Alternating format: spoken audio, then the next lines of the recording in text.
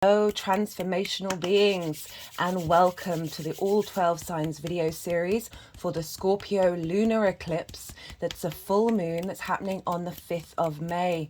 I'm also bringing in the Beltane energy. That's a cross quarter fire festival, which is now held on the 1st of May, but traditionally would be held on the night of the full moon that fell either at the end of April or the beginning of May. I recommend checking out the collective reading that I've done on this.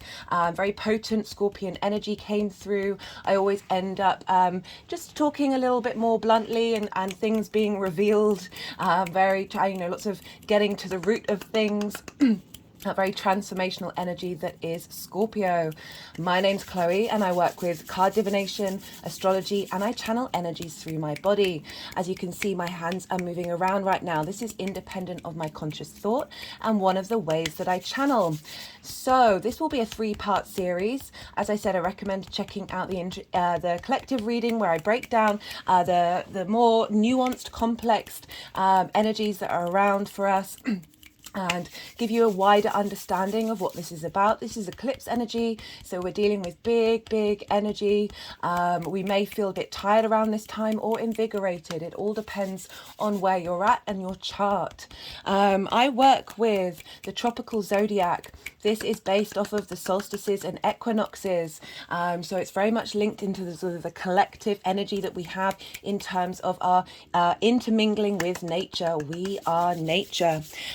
I work with Hellenistic principles. This is based from the Greco-Roman period over 2,000 years ago. And what does that mean? In my readings, that means I work with the whole house system. So when you're clocking into your rising sign or any other sign, that sign will contribute to the whole of a house.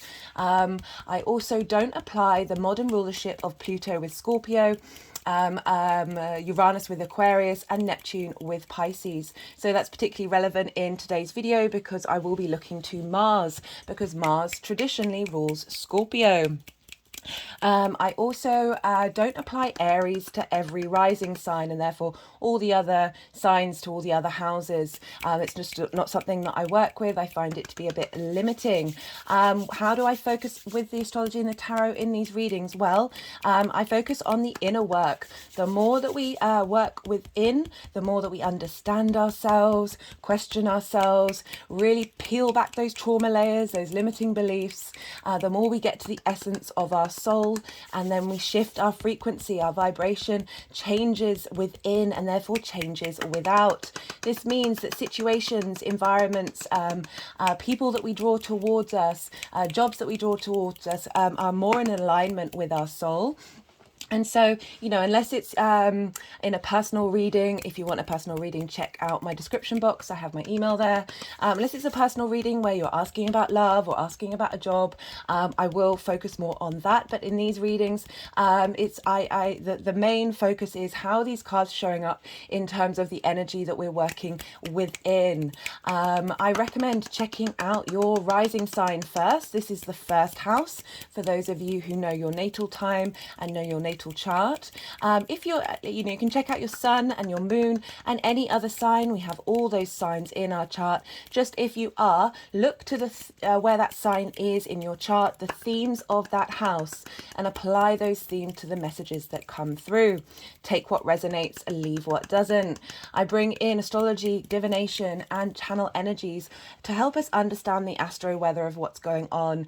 Sometimes difficult energies can come up, and the more that we know that might be relevant to the astrology, the more we can take a step back and get a bit more perspective and be like, okay, I can breathe. This isn't forever. This isn't permanent. I can able to move through it. I can see what those challenges may be bringing up in terms of lessons to help you really understand what your core needs are. And then we're able to flip the switch and work out how to get these energies to work together based on our soul's journey. This channel for me is my way of paying it forward, because astrology, divination, channeling have all helped me on my own personal journey. We're all on that journey together, and I just want to pay it forward. If anything resonates in this video and you want to pay that energy forward, you want to put that resonation, that integration energy out into the world a bit more, there are things you can do.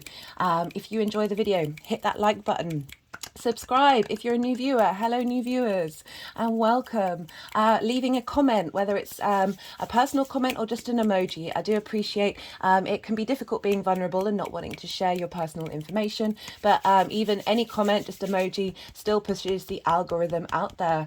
As well as for regular viewers, rather than going to the video from the notification bell, type in the name of the channel. It's all the cards on the table. Hello and welcome. And then access the video from that search bar, as well as watching more than one video in a row. As I said, do this only if it resonates, but on a personal level, I would just generally love to hear from you. Right, so Scorpio. An eclipse in Scorpio. Now, the death card came up in the collective reading, and I was having a chat with someone about the death card yesterday after having done the reading. And I really wanted to bring it up because I didn't mention it in the recording. So death is about realizing what you need to let go and moving through that process.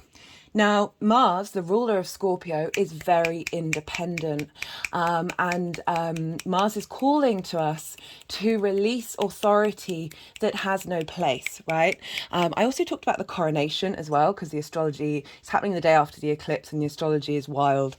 But, speaking of which, if you notice here in the death card, the king is dead. Long live the king, but long live the king within you. But it's implying that structures of authority that don't serve your personal inner journey are being transformed at this time. Very much in this channel, I say, question yourself, question everything, really wanting whatever comes through to help us facilitate our ability to make autonomous, independent decisions with knowing the information, right?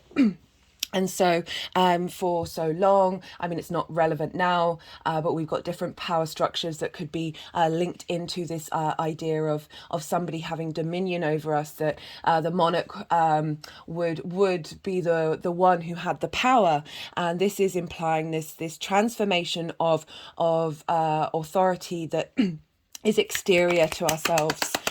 Isn't inward. If you notice here also, there are two children and there's a bishop, and the bishop's kind of pleading, but what I like about is the fact that it's acknowledging this spiritual connection that we have, as well as the innocence, that vitality of the inner child within us and our higher self wanting to combine and be transformed and be protected as well, because you see this figure here, you're in armor. Even if this energy is difficult, you still are protected. And the journey, the ship's going on a journey, and it's heading towards this representation of inner divinity, and the children are inner child, as well as the sun being here, saying that the sun is going to rise.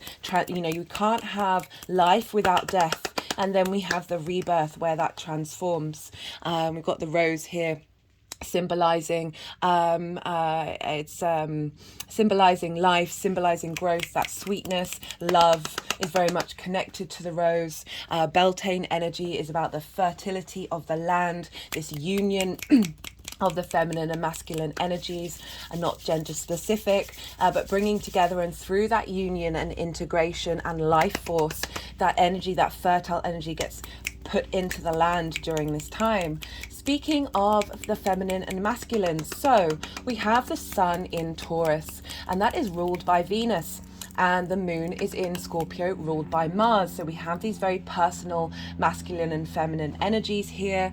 And what I really like about this lunation is that Venus is in Gemini, which is a yang day sign, or a masculine energy, wanting to take action, wanting to do. And Mars is in Cancer, a yin night sign, the feminine energy of wanting to draw inwards, wanting to contemplate, to observe, to support and nourish. And I really like how we have these energies in opposing in opposing not genders, but feminine and masculine energy. So it's really highlighting this blending and this weaving of those dynamics. It's my personal practice that we have the feminine, the masculine, and the spirit within us, and with that, three's the magic number, and that brings in fluidity. And the more that we integrate and understand that we are everything within ourselves, that inner authority, that we have, that divine spirit within us, that creator energy, we are the universe manifest in individual form, that the more that we open up to this fluidity and understand, and not shame and repress and hide, the more just wanting to go over the ship, the more that we're able to go on our journey with resilience and strength. As I said, Mars is very independent. It wants you to have good foundations.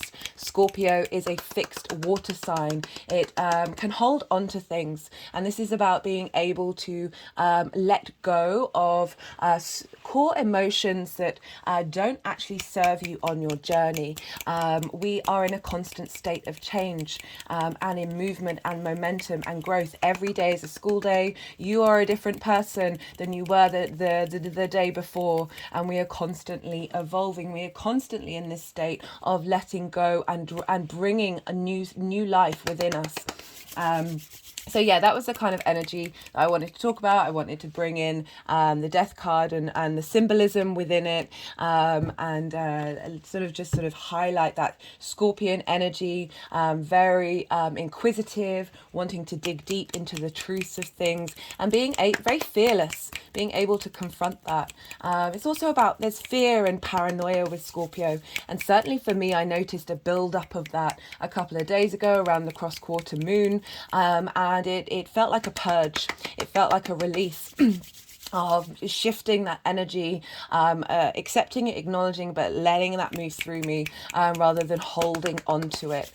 We've had the South Node in Scorpio. This is where we go inward. There's a sense of isolation. We're purifying, we're refining that area of our life. And now this is the final eclipse, or in Scorpio, with the nodes being in Taurus and Scorpio. So this is a big culmination period. I talked about in the collective reading that I was going to bring up some examples of people who have the moon in Scorpio, because traditionally Scorpio, the moon in Scorpio is in its full. This is because the moon is raised up high in Taurus. So Scorpio and Taurus are opposite one another. So where the moon is raised up high with Venus, it's traditionally thought that the moon is in its full, its depression, it's raised low in Scorpio. But honestly, it can have its difficulties. It can get stuck in those fixed emotions, because it is a fixed water sign. But it's also able to really uncover and dig deep. When we get stuck, when we get fixed in the space, we really examine and go through things and like get to the root of it, get to the bottom of it. And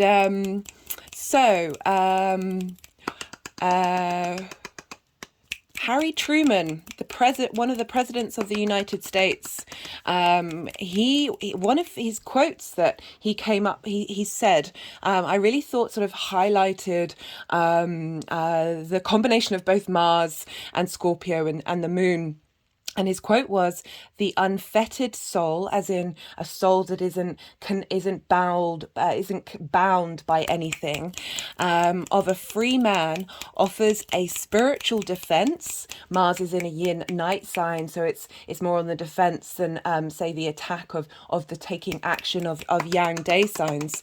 It offers a spiritual defense, unconquered and unconquerable. So that real independence of Mars, of the strength and power of you cannot hold me, you cannot bind me, this power cannot control me, cannot conquer me. You know, that death card of that transformation, you know, nothing is binding you with that. You are in that state of movement. And I talked a lot about this, what needing to change, but it's a fixed sign, but acknowledging that change is a fixed dynamic, right? So we are constantly changing, and that is fixed. And yet there is that essence within us that is also a permanent thing but it's also constantly in a state of evolution, right? So it's a real little what's the word, paradigm, is that the word that I want to say, where it's paradox of existence right there. And I just thought that was interesting, you know. Truman couldn't actually pass a lot of the things that he wanted to do. He wanted to instigate a lot of liberal reform, but the opposing party had a dominance in Congress, which meant he couldn't pass things through. But he was trying to reform. He was trying to support the core emotional space, because Scorpio is a social sign of what our emotional needs are, and really try to fix them into place. So he tried to do that, but it wasn't necessarily something that he was able to instigate. He did instigate the Marshall Plan, which helped rebuild Europe after the Second World War. So again, that's defense energy of Mars being in Scorpio, and like protection, and defending your inner space. Mars in Cancer for me, like I've done a Mars in Cancer transit video, and the energy from that is Mars is protecting our personal inner emotional space, and defending and strengthening our intuition at this time. So we've got this very intense defense space coming in with that Scorpio eclipse, where we're purging, we're clearing out, we're culminating structures that weren't working, and now there's a huge portal that we're walking through where we are defended and we are strong. Joseph Heller is a novelist, and he wrote Catch 22. Very, very, very, very powerful book, which essentially revealed the dichotomy, again, this paradox of war, and it applies to everything, of being in a social structure that doesn't serve us, that actually has limitations and processes that keep us going round and round in a loop. Right, and so he revealed this secret. He brought this out into fiction. I really recommend you read it if you haven't. There's also a TV series, I think, as well. That it's so the main figure. It's during the Second World War. Sees the insanity of the way that the army was just not taking care of its people, and just bombarding and doing and not strategizing with the attacks that it was taking. Again, Mars in Scorpio is strategy. Your night signs are strategy. It's observing, it's planning, it's drawing things in and contemplating rather than like direct action. And he had the moon in Scorpio. And so this main figure would go and say to his superiors and say, this is insane, you're slaughtering us. And they would go, what was it? What's the, oh my goodness, I've completely forgotten it. Right, I'm just going to read it out to you. Are you concerned for your own safety in flying these missions? So he's a pilot. And if you answered yes, the response would be, this is rational, so you cannot be exempted on grounds of insanity. And if you answered no, that you're not concerned, both of the answers would take you to continuing to flying these missions. So there was no way of getting out, and the structure was set out of you not being able to escape it. So catch 20, that's the phrase used was catch 22. And this can be applied in all sorts of scenarios where in order to achieve a thing or do a thing, you need a thing that you can't get unless you achieve the thing. So you're in this loop. And it's sort of highlighting the kind of insanity of existence, really, and also the structures, the social structures, the hierarchies that are around that are trying to make sure that you conform, but also don't succeed. Right, and there's a lot of that going on. It always has been. It's very, very loud and proud at the moment, and Scorpio wants to highlight this, wants to reveal these secrets and be like, this is the truth, this is the root of it. Digging deep, not being afraid, being very like willing to speak the truth, and bring these secrets to light. Who else? So Whoopi Goldberg, she speaks her mind. She's a phenomenal actress, an amazing career. And the reasons why I'm bringing these up is because of its seen as being in its depression and fall. And I try, and whenever the transits come up that have these situations, these ideas of what they are from the traditional astrology, I always want to try and break that open, because with the work that I do, I'm constantly trying to like reevaluate what these energies are and how they can evolve along with us and how we can work with that. So Whoopi Goldberg, very competent, amazing, intelligent woman. Alfred Hitchcock had the moon in Scorpio, and this made me laugh because what does he deal with most in his films? Fear. So highlighting our fears, acknowledging that they are part of this condition, this survival mechanism that we had. I talked about a lot of those fears and traumas in the collective reading. Ridley Scott, again, phenomenal director. The Alien movies, very much linked into fear and dominance and power structures. Also the Gladiator movie, of again, authoritative powers and being an independent person within those and breaking them down. Ruth Ginsburg, the judge, who recently passed away, phenomenal woman, again, moon in Scorpio. I'm bringing these up, so if you hear traditionally, oh, the moon in Scorpio is in its fall, it's got really problematic, and etc etc etc, that there is energy out there it's such a powerful transformative energy of I'm gonna defend, I'm gonna speak the truth, and I'm not gonna be afraid to do so. Speaking of people who aren't afraid to speak the truth, Edward Snowden has his moon in Scorpio, revealing being spied on, right? So this treachery, this sense of subterfuge, and that hidden agendas. Henry Miller, an author, and now I screenshotted, because I wanted to read it out. Where are we? Sorry, guys. Okay. Henry Miller, an author. What the kind of topics that he wrote about was very much about social criticism, philosophical reflection, very explicit language. So Mars can be very sort of blunt and very straightforward and very raw. Also very much about sex, and the dynamics of sex, as well as mysticism. Like Scorpio is a very high, powerful, magical energy, but highlighting the fact that linked into sex, I talked about this loads in the collective reading, that Scorpio, in terms of autonomy, in terms of the autonomy of the body, Scorpio rules the sexual organs. I mentioned Sigmund Freud yesterday. He doesn't have the moon in Scorpio, but he has his sun in Taurus opposing his ascendant in Scorpio. Fascinated, fixated by sex, that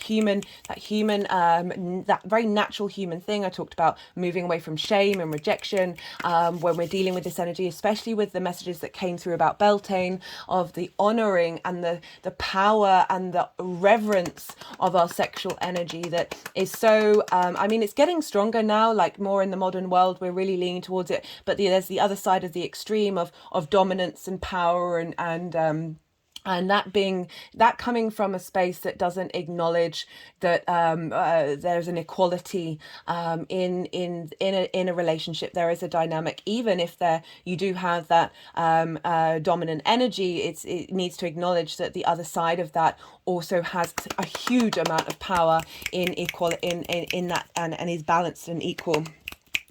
Right, Nostradamus. For those of you who don't know who he is, he's one of the most famous psychics, prediction makers.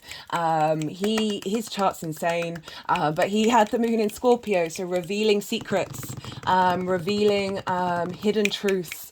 And anyway, yeah, so but he also had the moon in Cancer, the Mars in Cancer. So we have Mars in Cancer at the moment. So again, that intuitive connection to deep truths coming through. Right. That's everything I'm going to talk about. As I said many times, sorry for repeating myself so much, check out the collective reading. I really go into it. It ended up being a 3-hour recording. I try and limit those collective lunations to 2 hours, but the messages just kept wanting to come through. In this video, I will be pulling cards for Scorpio, Libra, Virgo, and Leo. It should be a 3-part series. I'm going to, break it up into 3 parts, and I'll be pulling energies, cards for Beltane, the eclipse, and then how this is moving forward and integrating in our lives. Right, guys, I really hope you enjoy what comes through. I'm really looking forward to doing it. I can't wait. And yeah, enjoy. I completely forgot to say, this is being recorded on Monday, which is the Moon's Day. The Ascendant is currently in Cancer on Mars, and it is Mars's hour. So just wanted to let you know about the astrology of the time of this recording and how it seems to be very interlinked with the energies that are around right now. Right, I will now get on with Scorpio. Scorpio rising. How are you doing, Scorpio? For those of you tapping into the Scorpio energy, look to where Scorpio falls in your chart. Look to the house and the themes of that house and apply those themes to the messages that come through. Take what resonates, leave what doesn't. Right, so Scorpio rising. You've had the South Node in your sign since January 2022 in the first house. Now this is an intense transit. This means the South Node is about refining, going inward. It's a very personal space that you go into. It's a comfortable space. You're purifying, you're purging, you're clearing out, but you're transforming that energy into a real strength of power. And in the first house, that's figuring out about your actions and your deeds and how you want to embody them. It's working through your appearance and your body and what's important to you. It's yourself. It's the house of you.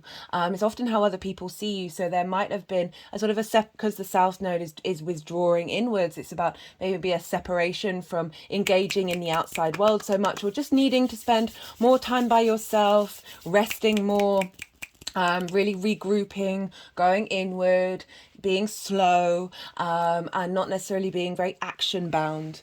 And there's you've been spending time disentangling, right? So clearing out of tangled energies. There's a sense of getting to the root of things with the South Node.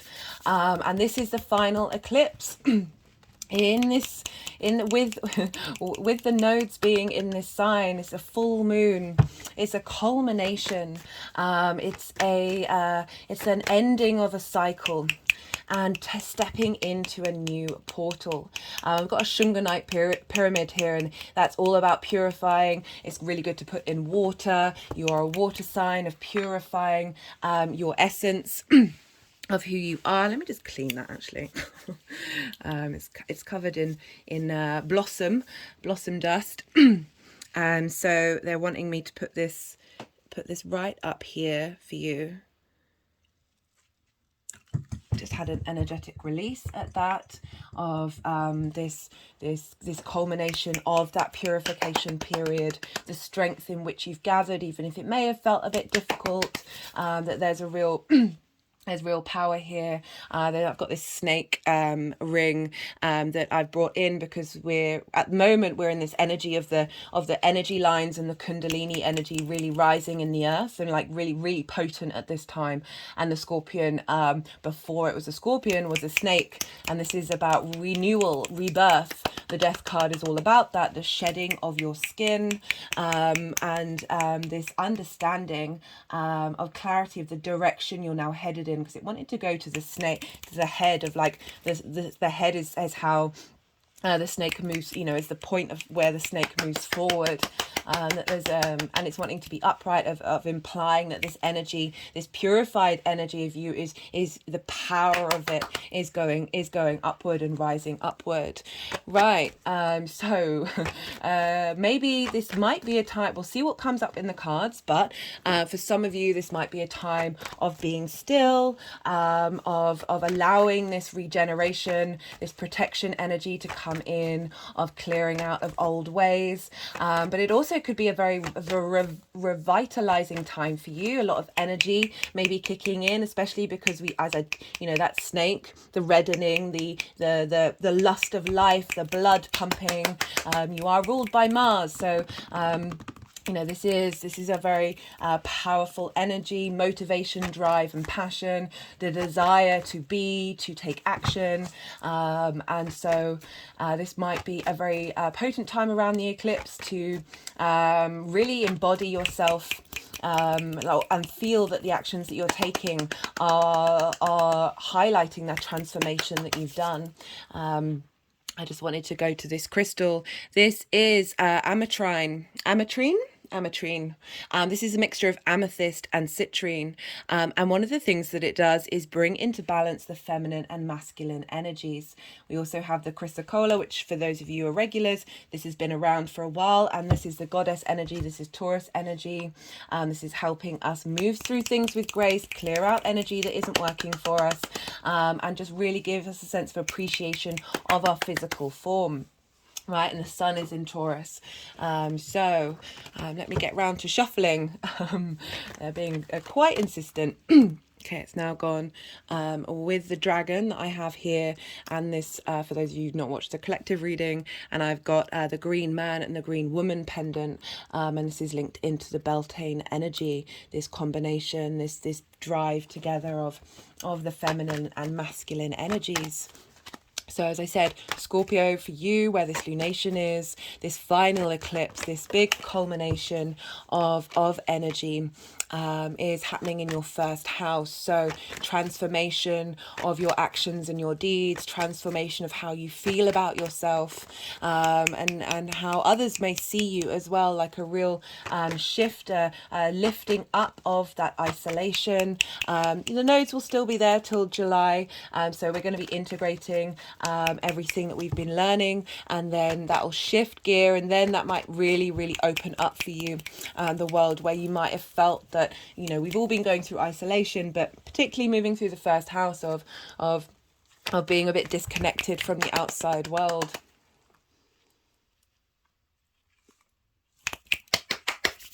Right, what else did I want to say?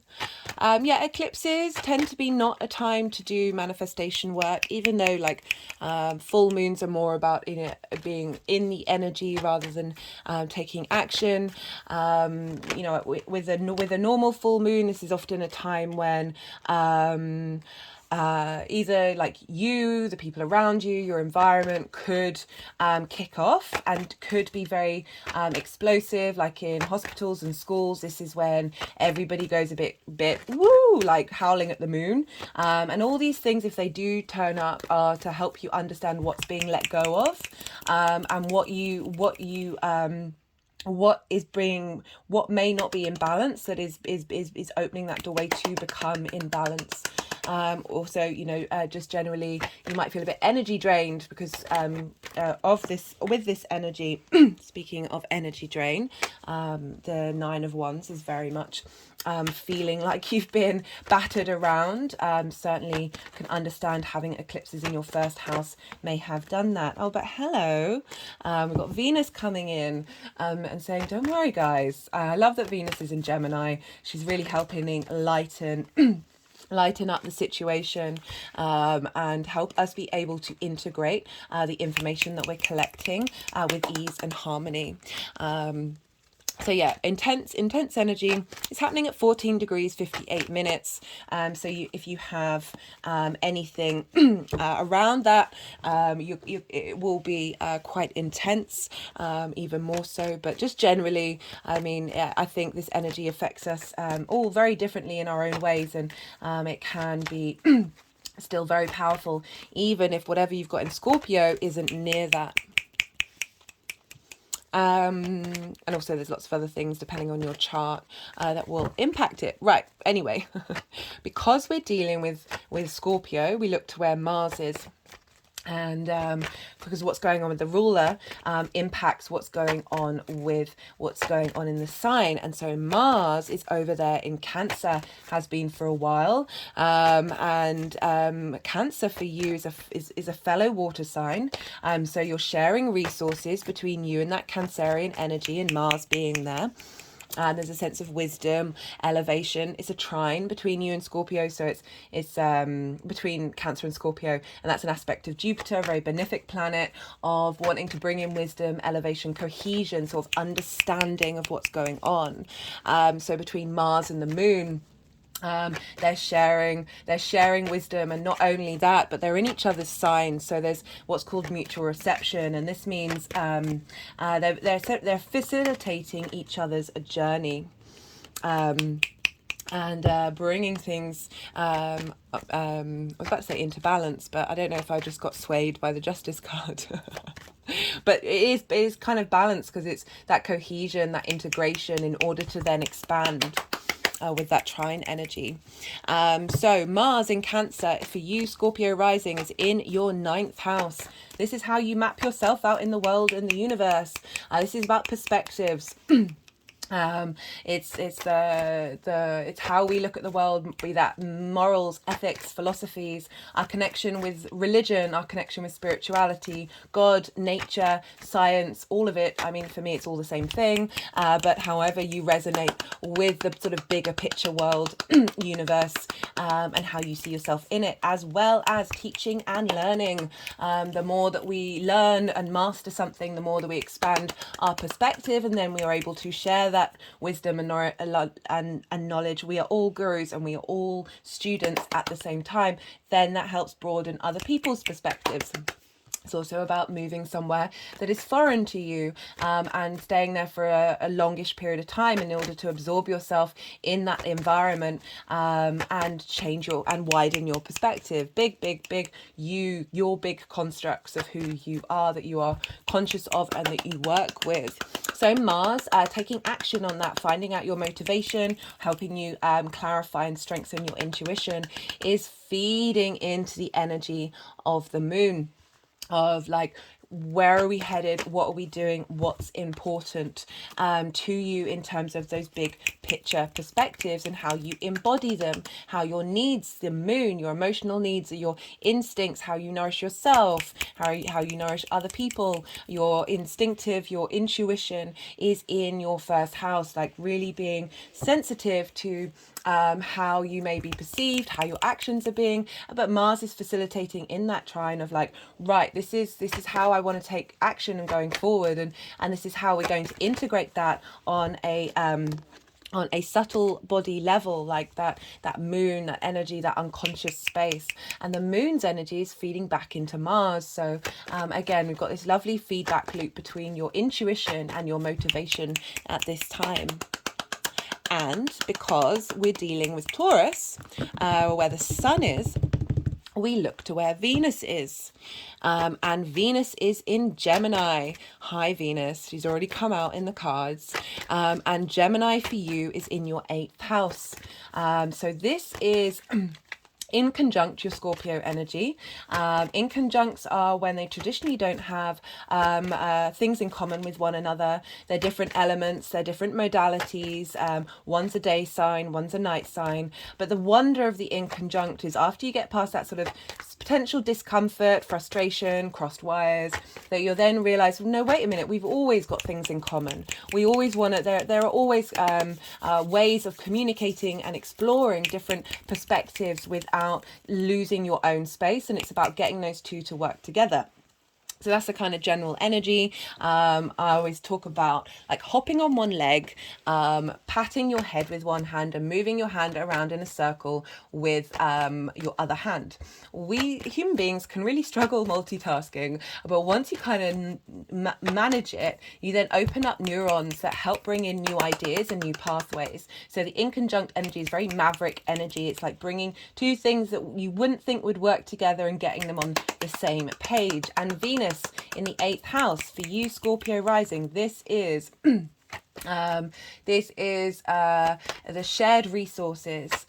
So this is about your give and take between the outside world, time, money, things, ideas, passions, anything where it's a sense of what's the word? I want to say receptivity, but it's not. Reciprocity? No. Anyway, the give and take can be linked into inheritance, 3D or cosmic inheritance, taxes, mortgages, loans, that sort of thing, big money. And it's the house of transformation. So that give and take relationship is always transforming. And so we've got Venus there helping smooth over the rough edges of Mars, helping us be able to move with grace through the way that we collect information, Gemini, and how we share it and what we do with it, clearing up the clutter of our minds, helping us appreciate the value of duality as well. The Gemini is a mutable sign. It's also a double-bodied sign. It's the twins, this sense of there being separation and difference, but also they are twins, so they are identical. So it's that duality of that reality. And Venus moving through there is helping bring a real lightness to this lunation. So the reason why I bring these up is because themes around these areas of your life are going to come up, are going to play an influence to how this eclipse affects you. And so Venus is also in the sign of Gemini, and that's ruled by Mercury, and Mercury's in Taurus. So they've got a mutual reception between each other as well. So Mars and the Moon have a mutual reception, and Venus and Mercury, and therefore where the Sun is, are in mutual reception as well.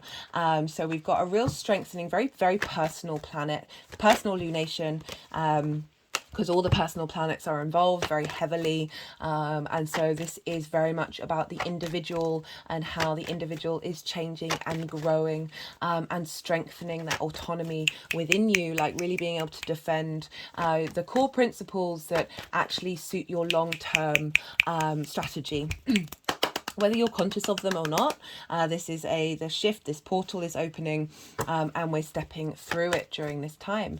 Eclipse energy may show up on the day or in the lead up and the lead up afterwards, but also eclipses have a longer cycle, so sometimes we don't necessarily see clearly because one of the luminaries is hidden, and the luminaries are that sense of vision, that clarity. And the moon is being hidden. It's a penumbral eclipse. It's based on the outer shadow of the earth falling on the moon. So that's very sort of subtle energy, that's sort of not quite the core, but the transformation of things that we might not have picked up on reflection, that are being purged and cleared out at this time. So really, really lovely energy. Can show up as being quite emotional, quite dramatic. We've got a lot of water and a lot of earth. There's a heaviness there. There's a the moon would like security and safety. Secrets may be revealed. Constructs and ideas that weren't based on core foundations, and just a general sense of, but also like a potentially quite very independent energy, because we are dealing with Mars here. The moon is being strengthened by Mars's resources, and vice versa. But because of all that water, we can get very emotional. If this does happen, if that's, if that's how it resonates with you during this time, just remember you're dealing with eclipse energy, and it might not even be you, it might be the people around you, and just move with grace. One of the cards that came up for the reading, the collective reading, was flow, and this is about being able to move with ease, in flow, and that flow motion can also be a continuation. It's a fixed energy. It can be a fixed energy, but a fixed energy of being in your flow. Right. I recommend checking out where your Mars and your Venus are in your chart, because as well as your moon, because this will all be adding in different layers. So did I mention like what might show up with Venus being there, like things being revealed because she's ruling the sun, right? So the sun is helping give illumination to that which has been hidden. So things are linked into the 8th house, the way relationships are balanced, the give and take, whether, Venus likes to also, she bestows, she's a benefic planet. So she's helping you out here, of perhaps things with the outside world that haven't manifest. These may come into completion. But yeah, generally a lot of what I talked about in the collective reading is linked into romantic dynamics, that sexual energy, clearing out past traumas in relation to that. The 8th house is not only the give and take between you and the outside world, but it's how your 7th house of intimate relationships, how that dynamic between other people, the flavor of it, right? So Venus being there wants you to bring in harmony, a sense of appreciation and value, right? So she's bringing that into your relationship dynamics that is being boosted by this intense potency of this sexual creative energy of Scorpio. That doesn't just have to be intimate relations. Our creation energy is what moves us. And this is why we get so disconnected, because we separate these two things. And we feel like there's shame. One of the things with Beltane is that the May Day, the modern sort of tradition, is this sense of purity, this sense of sacredness, that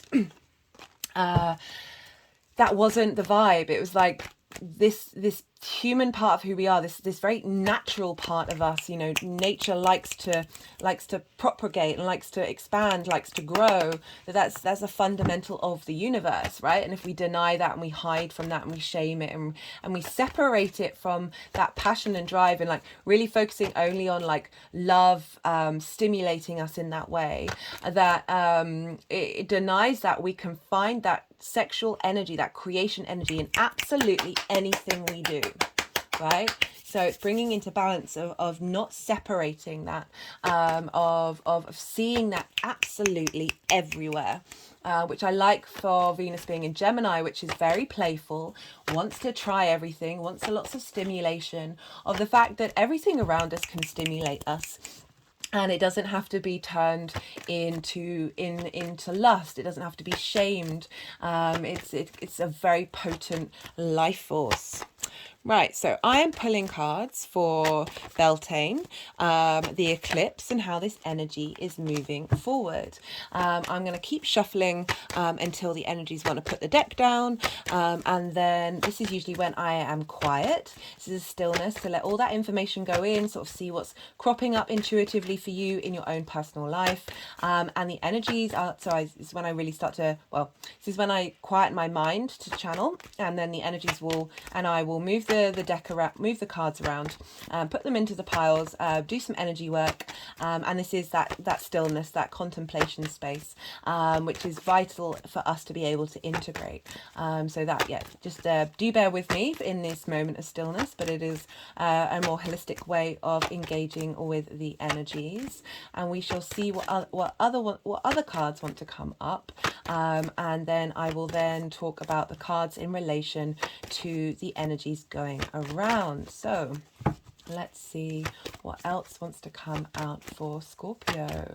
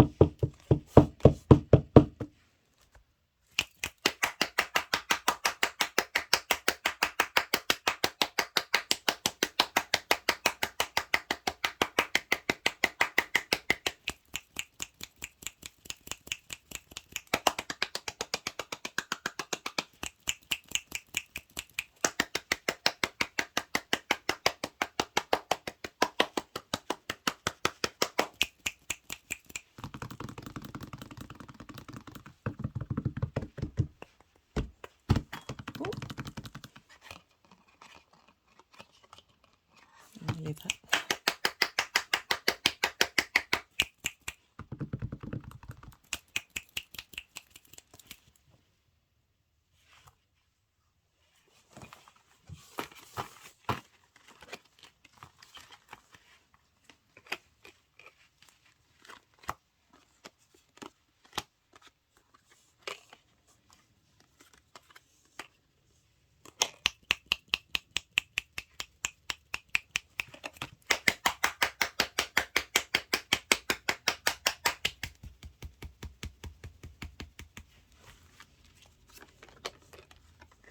Oh, I didn't clock that you've got 3 queens.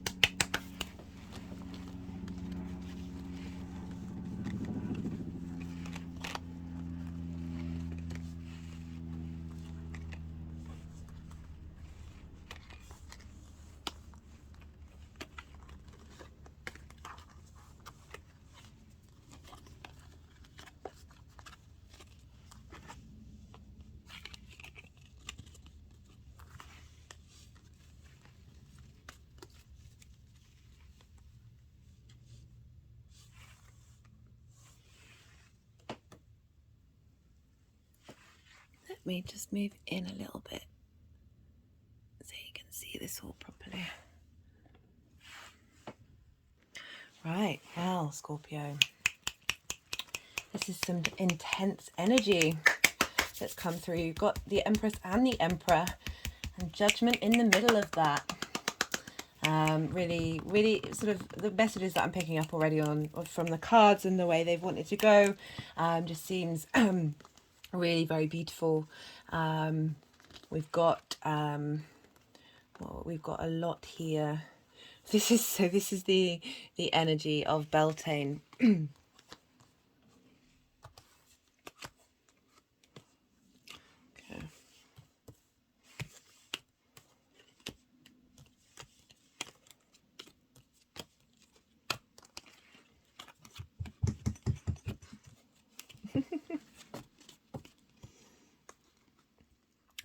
Right, now I can get on with it.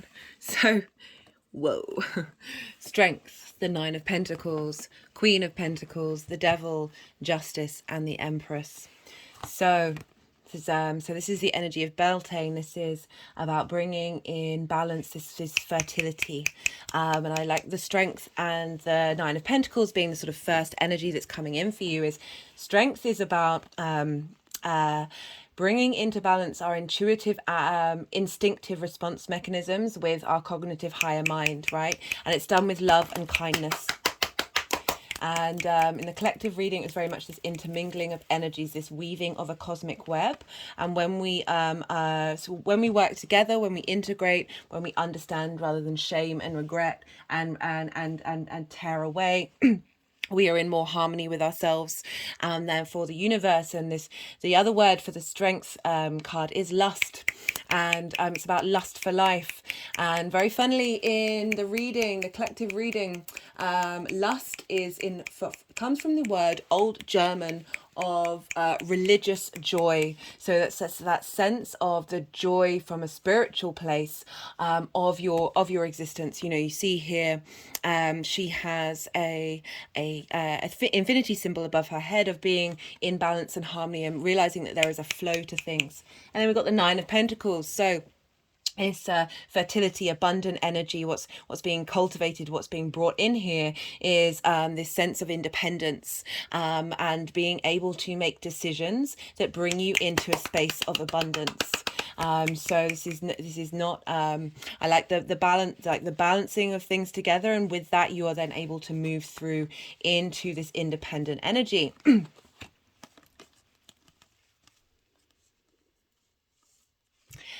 We've got the Devil card and the Queen of Pentacles and Justice with the Empress. They're just wanting to do, this is part of the thing. They're just, and I think it's sort of showing that all these energies are like intermingled together, right? Which is kind of what I was getting it from it before. So it's like, it's not, we're reading these collectively, right? So justice, things being brought into balance, strength. There's a command here. There's being able to make decisions. And the first thought I had when I saw the Devil card come out was that's very powerful pan energy, right? So in the collective reading, this is the Beltane energy is about the horned green man, the horned feminine, the horned masculine, and the divine feminine coming together, and how horns were actually an outward representation of your Kundalini energy. It was spiritual power. And the Justice card of bringing this into balance. You have, this is Libra, you have Libra in your 12th house. It's also a sign that is that will be linked into what's going on with Venus. And there's a sense of bringing into balance, moving away from trauma responses and things having power over you, for you having your own innate creative power. The god Pan was linked into had horns. The devil energy was the Christianity trying to shame that part of us, that sexual part of who we are. So the less we shame, the more we are aware of the innate power within us. And then we've got the Empress and the Queen of Pentacles, which is saying that this cultivation of this intense fertile energy is bringing in abundance. We've got abundance on abundance on abundance, right? So the Empress is the Venus card. This is about really enjoying the 3D realm. There's a sense of fertility, of opportunities coming in. The Queen of Pentacles is like the actions that you're taking is for long-lasting consequences. Earth energy is gravity. It's longevity. There's a commitment. There's loyalty. The Queen of Pentacles is very good at giving advice and very able to, through her actions, again, create this abundant space. So that's very, very fertile, potent energy coming through with this, but also balanced and understanding. So this is the Earth Star activation card, anchoring, grounding, action, Isis energy. And this was about knowing where you've come from, the roots of who you are, and being able to use that to transform yourself from a very grounded space. The energies of the full moon, right? So we've got a lot here, and let's just break this down for you. Right, so this feels like the energies, the fears, the worries, the frustrations that are getting cleared out, that are culminating at this time and bringing in a different energy. We've got the Four of Cups, the Nine of Wands, the Five of Wands, and the Seven of Pentacles. Four of Cups is feeling like you aren't abundant, feeling there's a stagnation there. There's comparison is the thief of joy. This is looking outward rather than inward for your own abundance, feeling because other people may have things that you may not. But it is, you know, it's the more that we shift that energy and go inward in a meditative state rather than an outward comparing state, the more that we open up the own joy of existing. You know, you have that Empress card. So these are energies, these are fears, these are worries. That's the Scorpion full moon in that may have been blocking your actions and your deeds and how you want to embody yourself. We've also got the Nine of Wands. This is about feeling battered at every angle, feeling that you aren't seen, you aren't valued, and more so than that, that it's a combative nature. Mars is your ruler, so there is a chance that is very much a dynamic that's been in your life. It really is just asking you to go inward. As I said, Mars is very, very independent of, you know, when this card comes up, I'm like, do you, even if this is the case that you are being threatened, that you are being attacked, do you need to engage in it? Do you need to exhaust yourself? This figure is battle worn. There's a strong hero energy here, very martial energy, but do you need to engage in every single one of these battles? And we've also got the Five of Wands, which is, you know, really giving in more chaos energy, things not quite getting anywhere. This is all very stagnant energy of your actions perhaps not necessarily manifesting, because we've also got the Seven of Pentacles, which is or at the very least, these are limiting beliefs that are being purged. Even if you may have been working through a lot of these and being, you feel like, oh, you're not quite able to tap into this, see this in your current reality. Eclipses are a very potent energy that are helping transform us on very, as I say, this sort of subtle energy level of that lingering energy, that lingering trauma. My body's now shaking. That just needs a little fresh purge. We got, as I said, we've got the Seven of Pentacles, which is doing the work, cultivating. This is just at the beginning of the harvest. Things are growing, but there can be that frustration of feeling like things aren't getting in, they haven't got the momentum that you've wanted. We've got the Knight of Pentacles. This is a slow and steady wins the race. Has the oak leaf in here of wisdom and strength. Of this is the determination to keep going. That you've kept going. You've kept going no matter what. And it's about not. It's about acknowledging. Sorry, I just realized, you know, I'm remembering that the Chariot card is coming after this. So there's this very slow, stagnant energy. But the Knight of Pentacles is like, that's very loyal, very dedicated. It has the biggest horse, right? The strong and stable, like the support that energy that the work that you've been doing is transforming, right? So I've got the Chariot. This is Cancer's card. So this is where Mars is right now. This is movement. This is being able. This is one of the fastest cards in the deck. It's about knowing yourself and having command of yourself, no matter what's happening. If all those energies are around you, the Chariot, the energy in the Chariot isn't bothered. It keeps going. There's balance here of the yin and the yang there of being able to move through this 3D world with confidence. We've got the Queen of Cups and Judgment. So the Queen of Cups, very nourishing, very supportive, feeling supported, feeling nourished within you, and Judgment as the crowning energy. This is resurrection. This is a leveling up of all your frequencies, all the parts of who you are, combining that together. And ascending that frequency that you've purged, you've cleared out, you've transformed. That stuck energy, the lingering energy is being cleared out in this eclipse, and this eclipse is bringing in this space of judgment. For the energies moving forward, very interesting combination, but I really like it. We've got the Page of Wands, we've got the Emperor, and we've got the Queen of Swords. And after the sort of a sense of responding rather than reacting rather than acting in life to the world around you. This energy that's not really getting anywhere. There seems like there's frustration of not seeing things clearly. You know, we've got the Emperor card. This is the fellow. This is Aries. So This is another Mars ruled card, the Queen of Swords and the Page of Wands. So this is knowing your own inner authority, knowing your own sovereignty, taking wise actions with clarity. But the Page of Wands of bringing in this vitality, of going on a fresh new journey, having come out the other side, you are now aware of your inner strength. But the page is very useful energy. One's very passionate, very creative, of going on a new journey in how you embody yourself.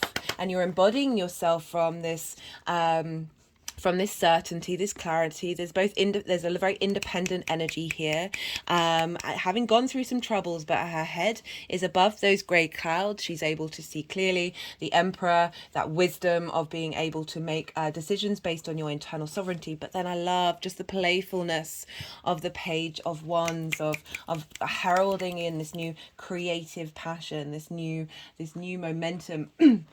of feeling vibrant and feeling virile. Ones are very potent energy. It's about our passions, our drives, our motivations, and there's more movement here. You've had that South Node for a while, representing that sort of inward clearing, and that now the Page is very outward energy. Right. So I'm going to pull some clarification cards for you guys, Scorpio. Sometimes it's new messages, other times it's nuanced of what's already come in, or just straight up repeat confirmation of the messages that have already been said. I put all the decks in the description box if any of them take your fancy. And let's see what wants to come out for Scorpio and this eclipse.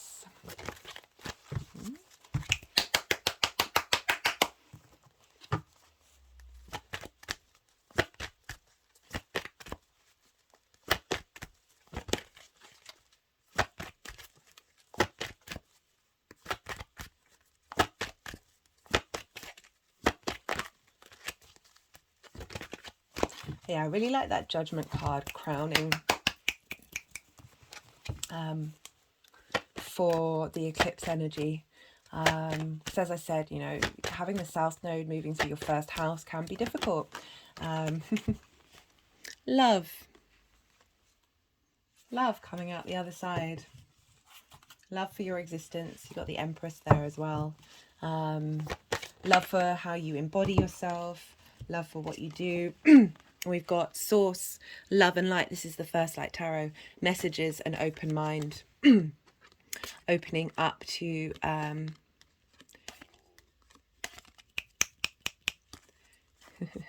so things coming in quickly, this sense of being nourished by the universe with this portal, with this energy that's coming through, and transforming into a space of love.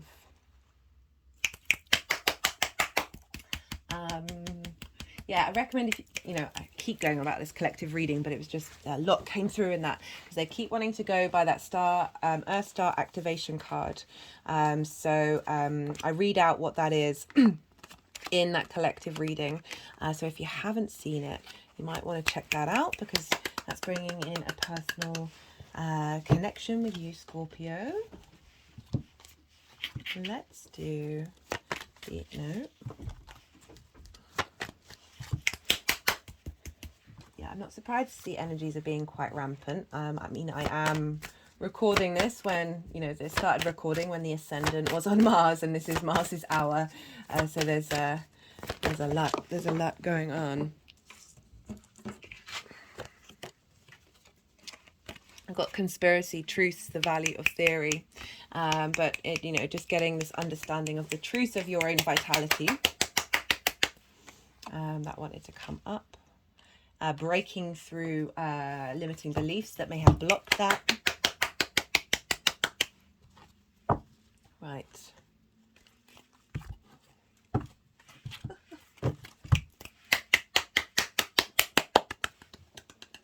So they're just moving over to this Venus candle that I've used for all of the Venus readings, as well as a shell, bringing in maybe clearing out a sense of her appreciation and love, of ideas of not being able to love yourself, appreciate yourself, and reveal the truth. The energy is coming through to reveal the truth. 6 is a healing number.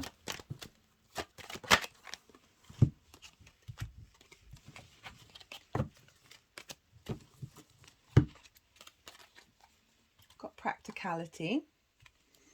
Moon in Capricorn. Keeps wanting to go by this shell. It's making me think of pearls, and how pearls are forged through what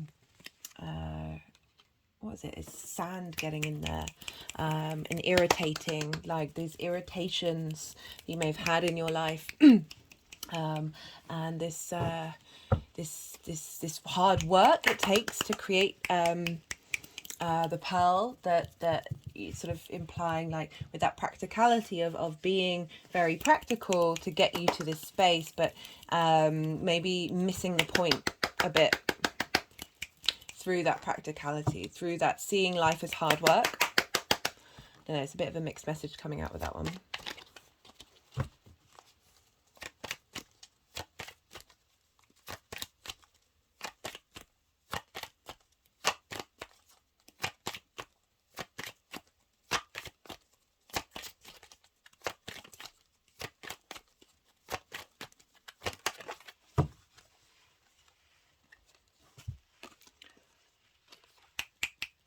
Got caution.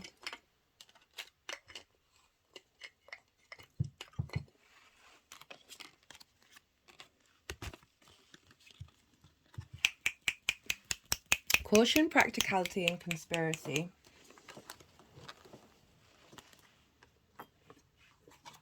Just wanting to go with the Virgo crystal.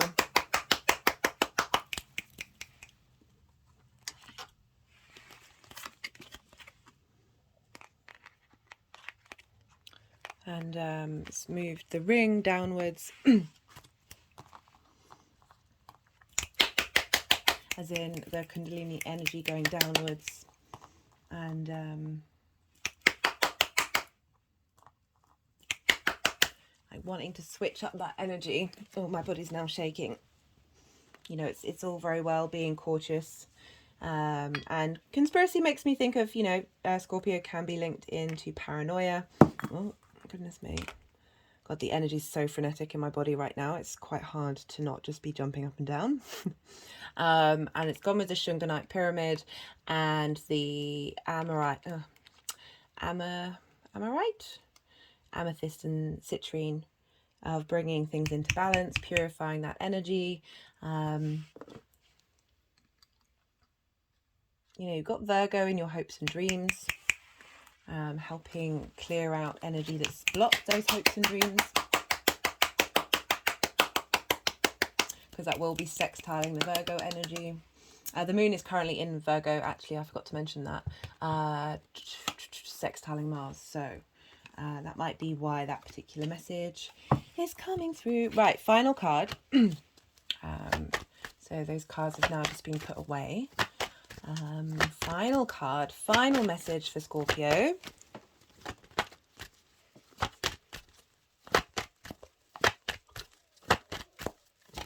Final message.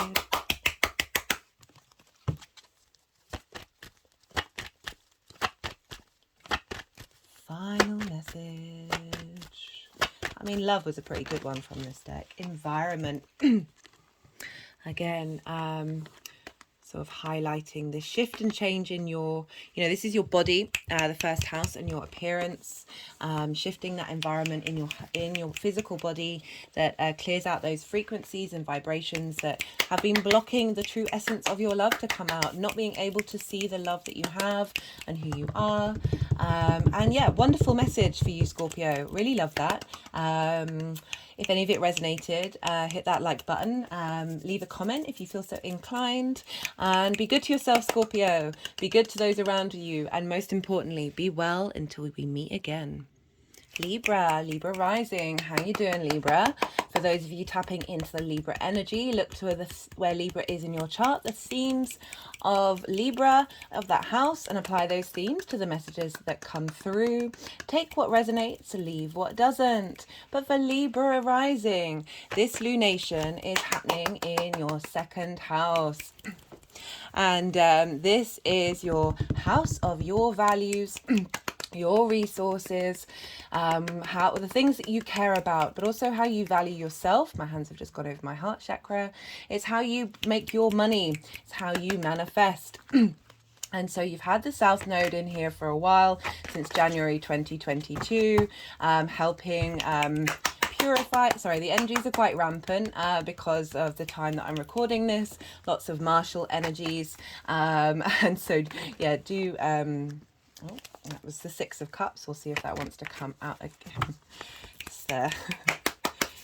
Yeah, I was just saying with Scorpio that the energy is so rampant that it's quite hard for me to not just want to jump up and down, run around outside and just burn this energy off. That it's the decks being quite funny. And we'll see if we can get a grip on it.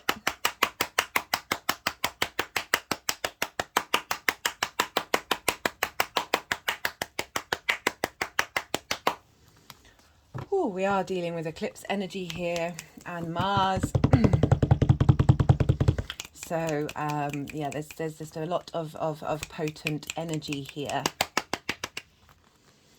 Right, second house of your values. You've had the South Node here for a while. You've been refining, you've been purifying, you've been going inward with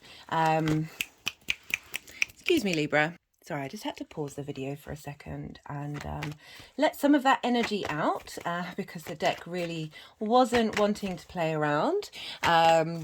I just thought it'd be best to pause and have a little energy clearing. So as I said, you've had the South Node moving through there, the eclipses being in there, big endings, beginnings, and very intense energy. The South Node's about the thing that we're familiar with, and then purifying and refining that, a sense of untangling energy. And getting to the root of things. So this would have meant that you're sort of figuring out and working out and purifying your value system, and how you make your money, how you manifest, but also like I really focus on the main theme of you valuing yourself from a soul level, rather than limiting beliefs and trauma responses that may have blocked this ability to therefore manifest and bring in lots of pentacles here, Libra. And bring in your ability to create and make your money and support yourself. Yeah, so lots going on in that second house, and now we've got that culmination period. For those of you who've not checked out the collective reading, I really recommend it. I break down the details of this eclipse in far more nuance and context. So because we're dealing with Scorpio, we look to where Mars is, because Mars rules Scorpio, and therefore where Mars is and what Mars is doing is going to add a theme to this eclipse for you. And you have Mars in Cancer in your 10th house. This is the house of career. This is the house of life purpose. It's how the big outside world sees you. It's your reputation. And when I say life purpose, it doesn't necessarily mean like your working career. It's the thing that moves you and motivates you to be in this world, this big innate part of who you are. Some of us haven't got that figured out yet, or want to change that direction. So this may resonate in different ways. It might have meant with Mars moving through there that you're finding action to understand where your career wants to go, where your life purpose wants to go, leveling up whatever it is that you've been doing, or finding a new route. And so Mars being there is impacting your value system, right, and how you make your money. So the actions that it's taking, strengthening your intuition, understanding how to nourish yourself in your life purpose, in your career, is feeding into the moon, are really helping you understand your core motivations, your core values, and what's important to you. Because we're dealing with the sun being in Taurus, we look to Venus because Venus rules Taurus. And so that will be impacting what's going on with the sun, because even though we're linking into the full moon, it's always involving the sun. And you have Venus in a fellow air sign in the 9th house of your perspectives, how you map yourself out in the world, whether that's morals, ethics, philosophies, connection to religion, connection to spirituality, the universe, nature, science, however that wants to show up. That was a Chariot card. Well, yeah, no, they're wanting that. And Venus is helping smooth over the edges, the rough edges of Mars, helping you get a sense of appreciation with of who you are in the world, right? It's also about perspectives, very much about perspectives. This is about mastering something, learning something to a point of mastery, and teaching as well. So being able to share that knowledge, having widened your perspective, you're then helping facilitate others, as well as moving somewhere that's not familiar to you. In order to broaden your perspectives, all about perspectives. So your perspectives and how you see yourself in the world is feeding into the sun that you have in the 8th house of give and take in relationships. And so we've got this this energy of Venus of feeling good about yourself in the world, feeding into that give and take between you and the outside world, and Mars of the direction that you're heading in, your motivations and drives, feeding into the moon of how you are. The moon is our unconscious, our instinctive emotional responses, our intuition, how we nourish ourselves, how we nourish others. So really bringing this into balance. And facilitating the direction that you're headed in, Libra.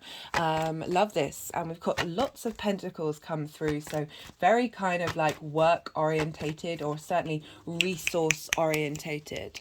Right, I recommend checking out where your Mars and Venus as well as your moon are for this lunation, because that's going to add a personal layer onto what's going on for this lunation for you in particular.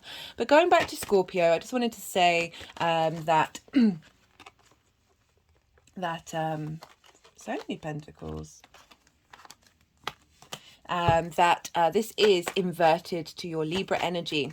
So inversions are when signs are right next to each other. So they don't traditionally have a direct line of sight, a direct line of communication.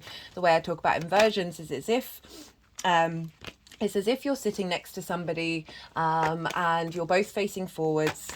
You know that they're there, but you can't see them. That clarity of communication isn't there. It's this embodied sense, this felt sense, this subtle energy. So this may not necessarily show up in in a sort of the physical world, the 3D world. It's going to be a sort of a felt sense, a new understanding coming through.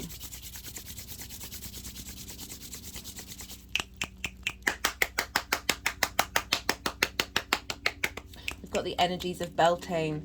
So there's going to be 3 piles. The first pile is going to be the energies of Beltane, which is this very fertile energy of harnessing and bringing things into union, sexual creation energy, very fertile, life-giving, life-celebrating, the reverence of life. And that's all around us right now. And traditionally, as I said in the introduction, Beltane wasn't on the 1st of May, but it was linked into celebrating on the night of the full moon. So these energies are very much interlinked and very, very potent. And that will be the first pile. The second pile will be the energies of the eclipse. And the final pile will be how these energies are integrating and manifesting in that area of your chart moving forward. Right, so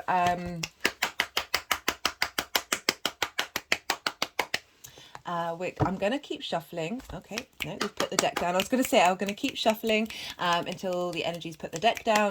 And then this is when I go quiet and I quieten my mind and allow the energies and myself to move the cards around. And this is a good integration time of in engaging and absorbing all that information that's just come through, seeing what intuitive hits come up for you during this space in terms of your own personal life. And then I will talk about how all of this is related to how the cards are related to the aspects, the energies that I'm talking about.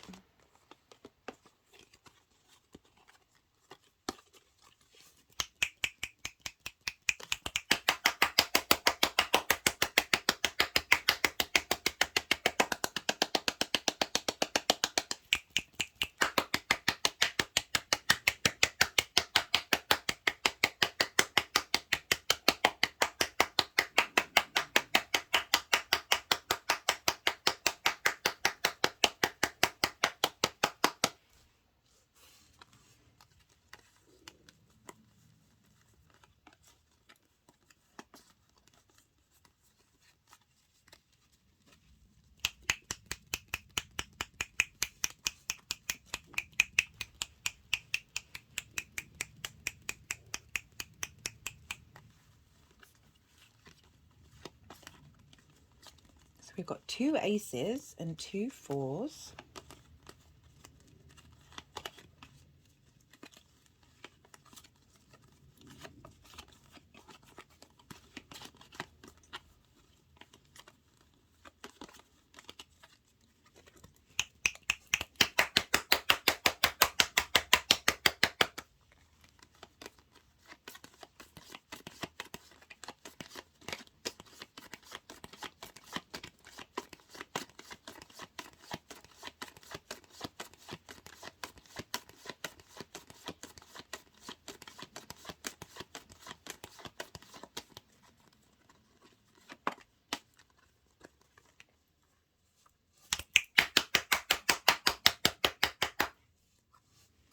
Right, so this is the energy of Beltane. We have the 2 of Pentacles, the 5 of Pentacles, and the 6 of Pentacles coming up first. And I feel like this Beltane energy is helping shift and change this energy. As I talk, this is the 2nd house. This is your values. It's how you value yourself. And it's how you manifest and how you bring in your income. So we've got lots of pentacle energy here. That's earth energy, that it's linked into work, that's linked into physical resources, it's health, it's your body.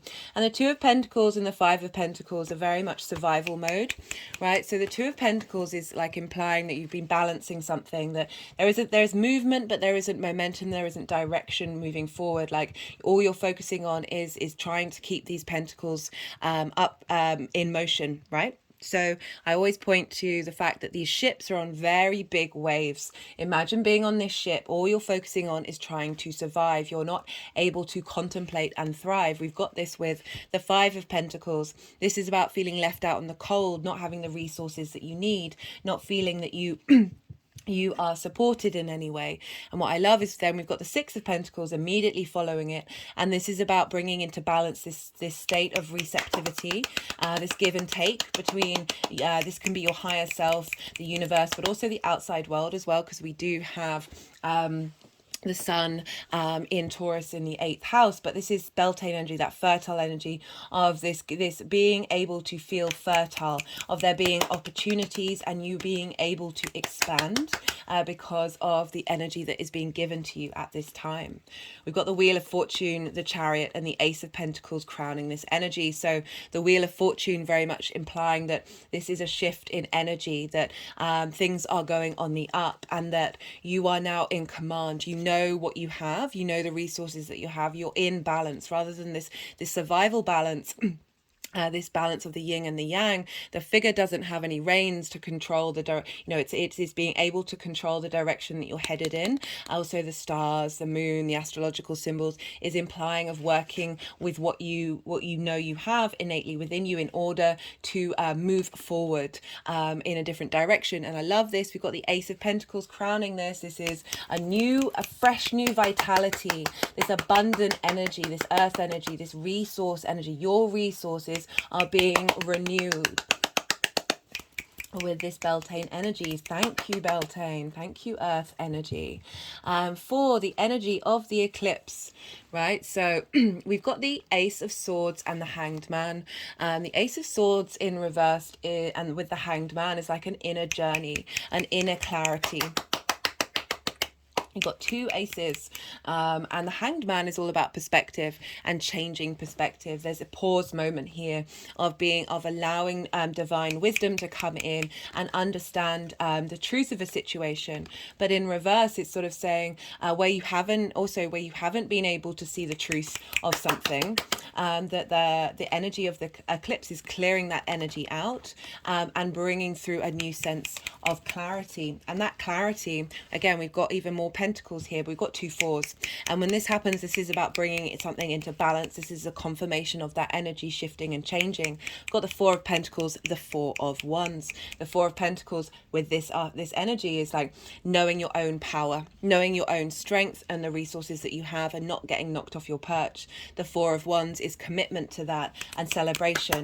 It's also about hard work, but really enjoying the hard work and the fruits of your labor coming into fruition and being celebrated. So it's really, again, clearing out that stuck block energy of the work that you've been doing, or this idea of how you bring in resources of not moving. There's no momentum here. As I said, there's movement, but there's no momentum. This is about momentum and moving forward, but doing so in a way that reaps the rewards at the end of it.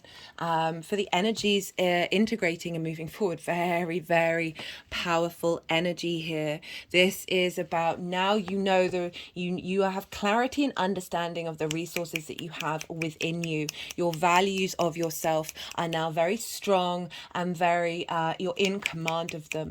So the Magician, we are all magicians, and this is about taking action to create, and it's coming with the King of Pentacles, which is long-term abundance and a real authority in the decision making that you're taking, and knowing your own worth. There's autonomy, there's authority with the King and Queen, and this is again taking action that is going to facilitate creating this abundance. So very action driven energies, the Magician and the King, but we've also got this acknowledgement of the feminine with the earth energy of you being able to cultivate and strategize and be able to plan long term. Love this for you for the second house, Libra. Really love it. Such a clear message coming in. Now I'm going to pull some clarification cards for see what other messages want to come in, whether they're new messages, more nuanced understanding of the messages that have already been said, or sometimes just straight up repeat confirmation of what's already come through. So this is the numerology deck. All the decks are in the description box, so if any of them take your fancy, they're there. And let's see what wants to come in for you, Libra. That was such a clear message, and those cards, after clearing that energy, were just flying out of the deck. That was quite some powerful stuff, guys. Got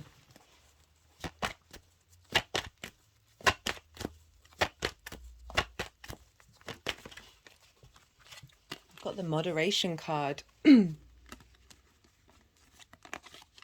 Bringing that survival mechanism, that balancing thing, bringing it into moderation, calming down. These are both very survival mechanisms, and it's very understandable for us to be in this space that is bringing in this sense of, okay, we're gonna we're going to expand now. We're going to open out. We're going to open out and bring that into balance, and calm, the virility of the Beltane energy of feeling abundant rather than feeling in a space of lack. Love that. Right, this is the First Light Tarot. This is a Major Arcana, question cards, statement cards. And here is a Major Arcana, the Tower. This is Mars's card. We're dealing with Scorpio here, which ruled by Mars. Alarm, storms, electrical impulses, lightning. So this shift. So the Tower card is about structures coming down that didn't serve you, right? And so really getting flashes, moments, creativity, a new there's emotional impulse that, what did it say again? Sorry, my brain just went back. Electrical impulses. So in your brain, the way that you think about things, the way that you value yourself is being pulled down and shifted.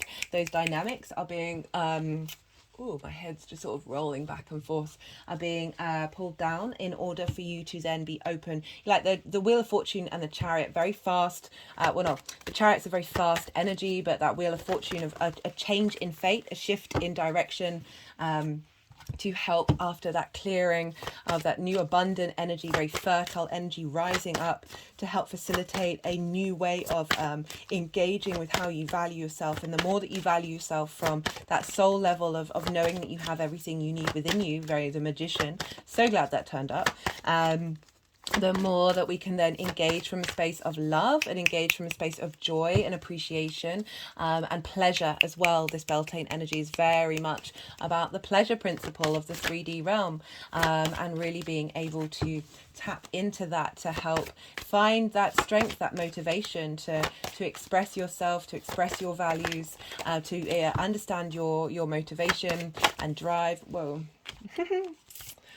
Speaking of the pleasure principle, the Empress, development, growth, abundance, productivity, really, so that's the Venus card. So we've got the Mars card and the Venus card coming in, of that abundant energy, that celebration energy, that appreciation. Yes, life can be hard work, but that's also, hard work is a wonderful thing, and it's not something that we should shy away from. A challenge is a great thing, and that can provide a huge space for abundance and growth. It's not all rosy, but it's what we do with it. And this is really sort of saying that eclipse energy is clearing out fears and worries and paranoia, and helping you see the true transformational quality of your ability to bring in the truth in the things that you do. Okay, they didn't want that. That was impulsiveness. But they didn't want that one, guys.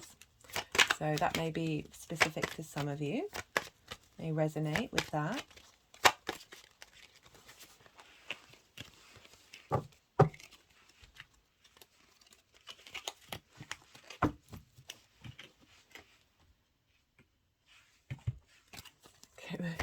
Just not wanting to use that deck at the moment. Right, so let's get another message from the numerology deck.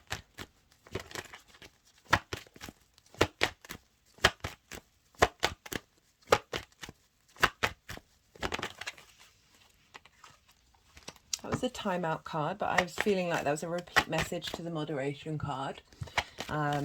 As well as, you know, with the Hanged Man showing up for the eclipse, it's like maybe pause during this time. Maybe it's not a time for taking action. It's just letting things be, letting things clear out, and letting things culminate before you know, then moving into a space of action after this eclipse period has passed. Just maybe focus on enjoying the things that you value and you care about with that Empress energy, and cultivating that shift and change.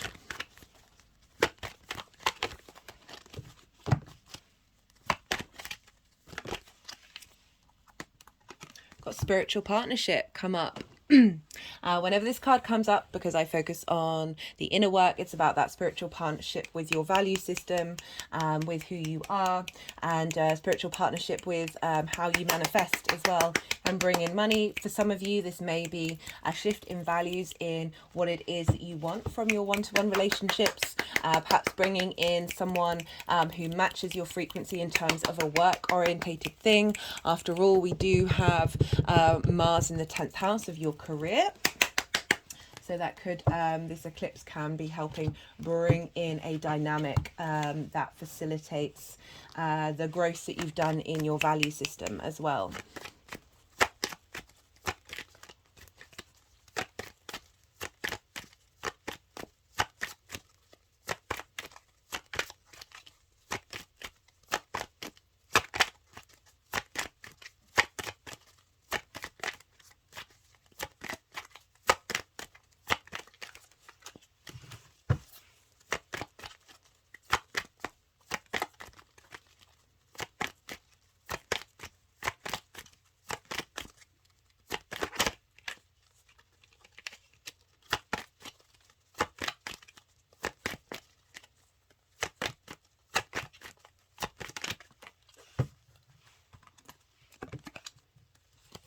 Got the submission card that wanted to come in. It's Venus in Pisces, but again, it's sort of highlighting this pause, this being let the energies do what they need to do. Let this eclipse don't force it, don't rush it, don't try and take control over it. Let the, eclipses are very powerful energy. It's always wise just to chill out around eclipse energy. And that's sort of confirming it with the Hanged Man, which is very much about being in pause, taking time to allow that divine wisdom to come through. And not try and control things, and allow things to flow naturally.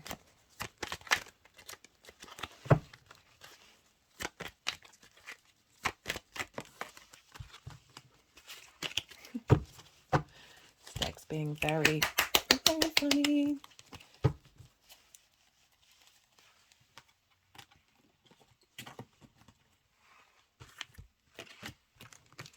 Yeah, the energy is wild today.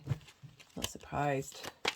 The moon is also sextile Mars and trine Uranus. So we've got a lot of independent energy coming through, and the intuition, and these energies are just being whoa.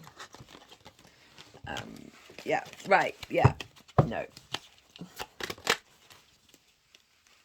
Okay, interestingly, the Charity card came out before, sort of half flipped.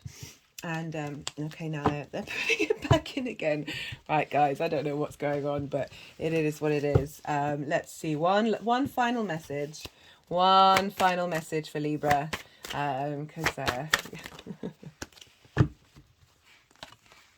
well-being, awareness, you focusing on your own innate well-being, your values, taking care of you, and the awareness of the strength of who you are, the magician within you, being your frequency, being in a state of well-being, in order to bring forth this manifestation energy.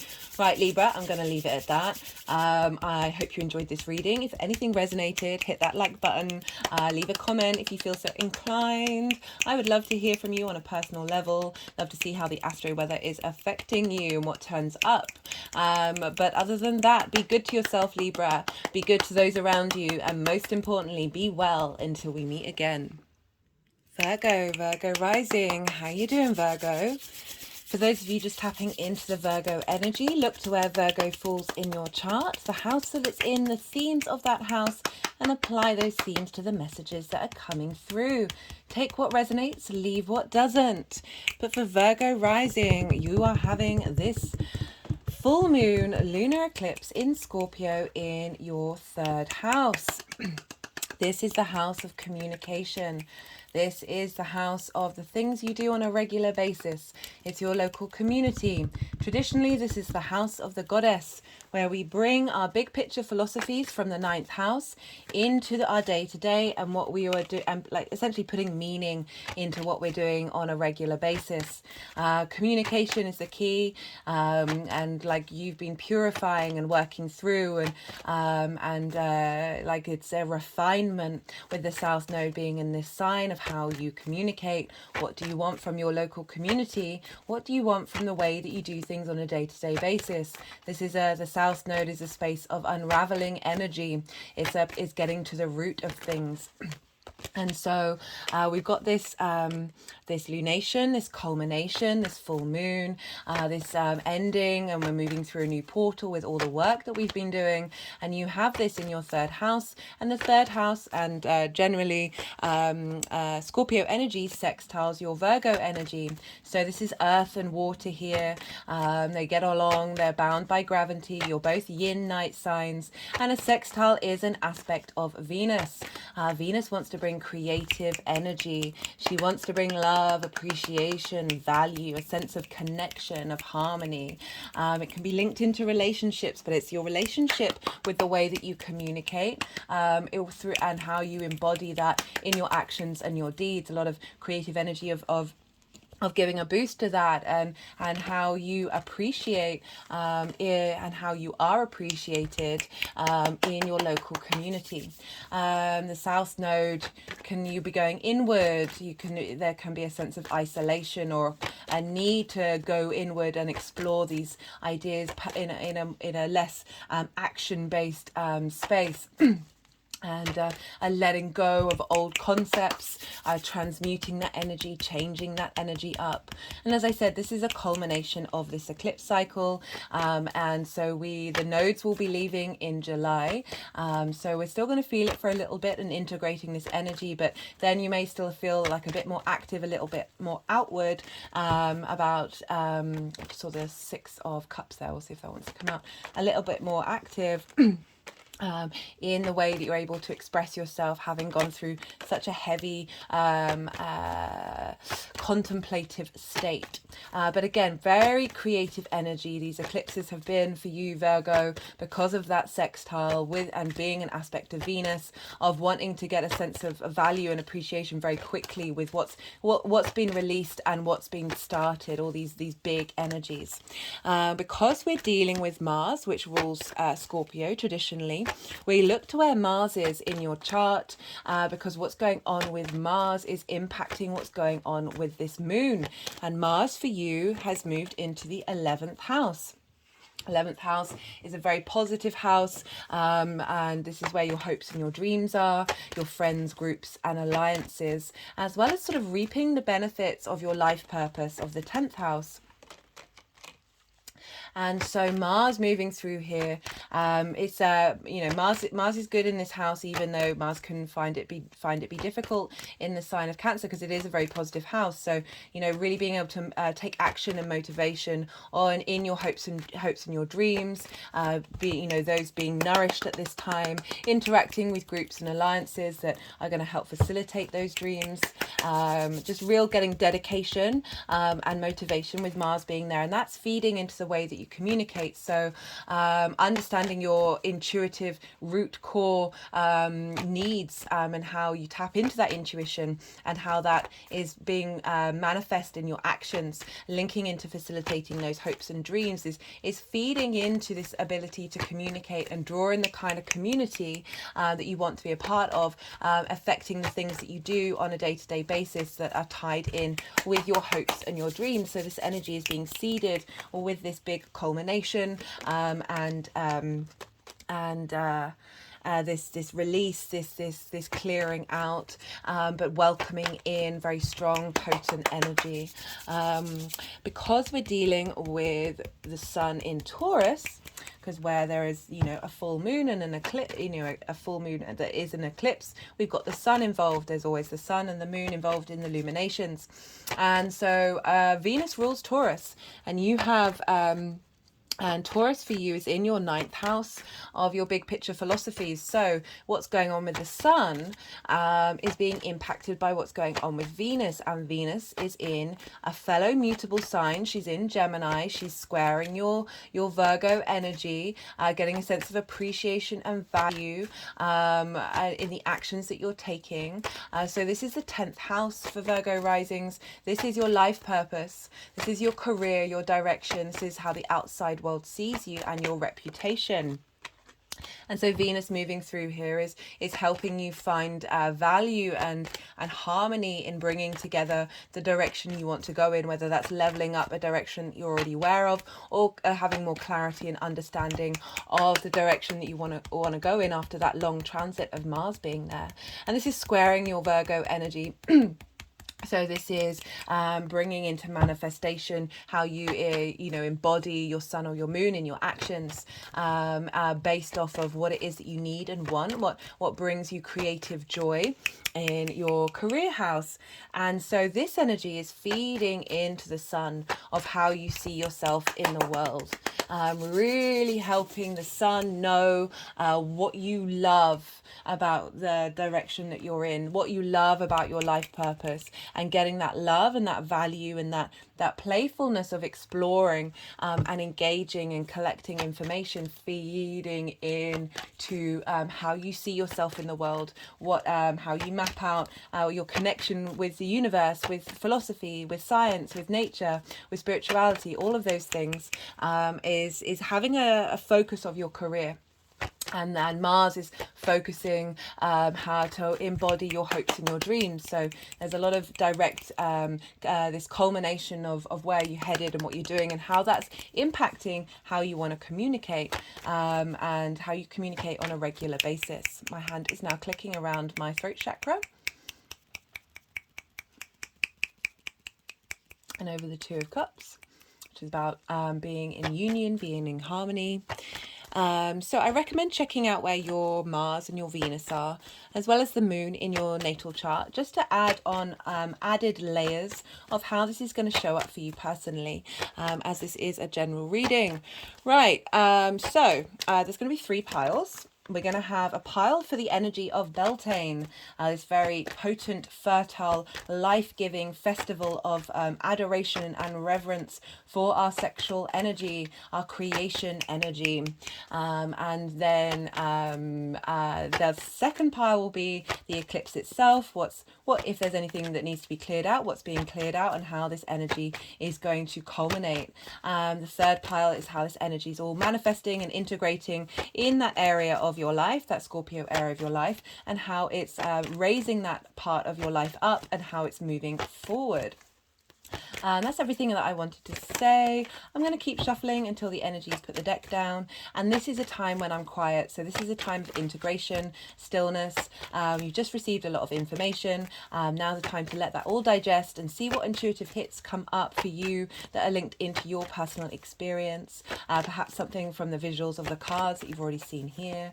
And then once I stop shuffling, I will quiet my mind, allow the energies and I to move the cards around, put them into the piles that they need to be. There's often also energy work that happens here, and just bear with me with this process. We need that stillness as well as that activity. That's why the yin and the yang are so important for us to feel integrated and blended.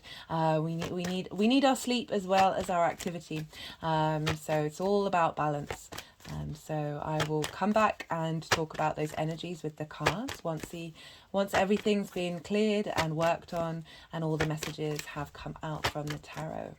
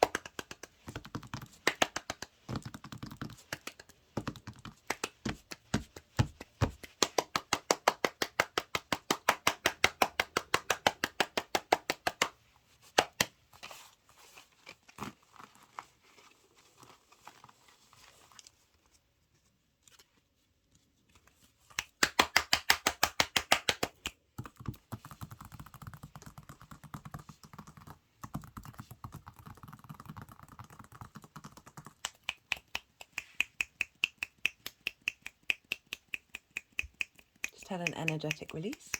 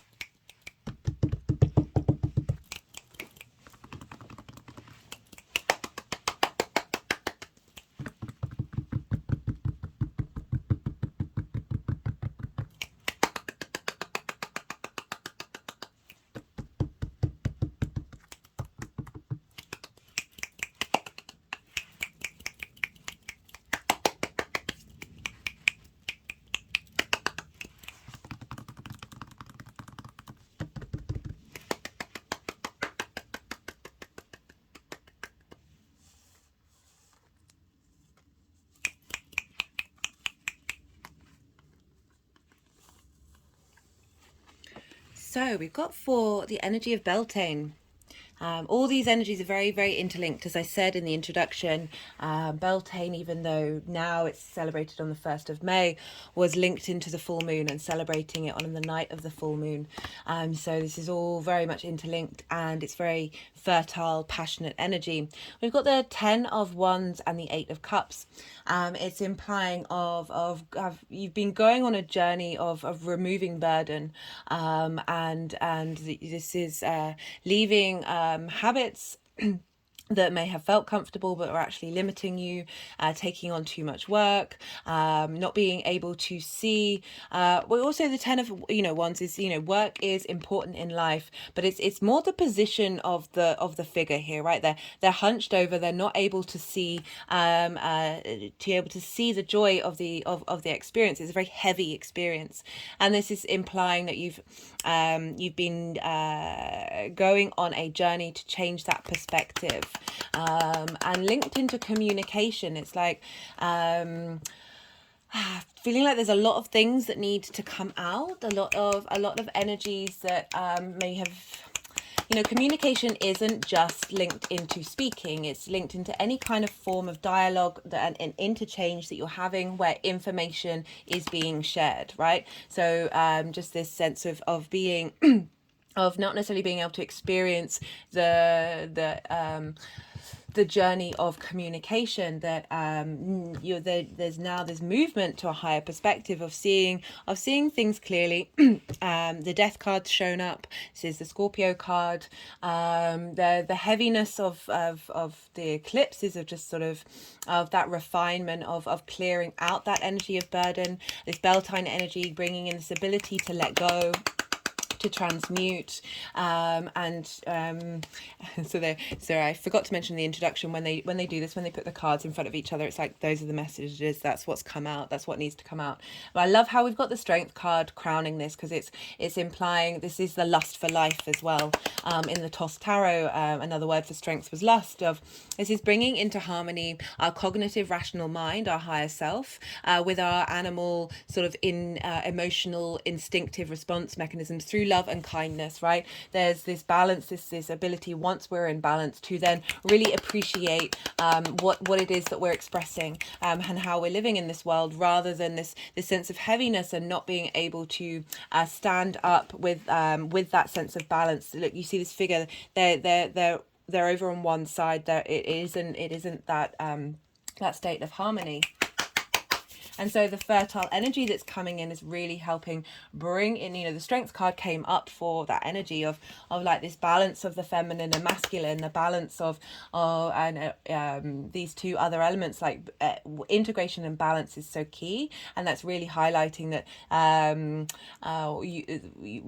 one of the things that you can do over Beltane is jump over a fire, make sure the fire is safe if you're doing it, or a candle, and releasing things, that death card of releasing that burden from that higher perspective, releasing those habits that may have been blocking you, and also releasing the journey that you've been on, like knowing that you are there.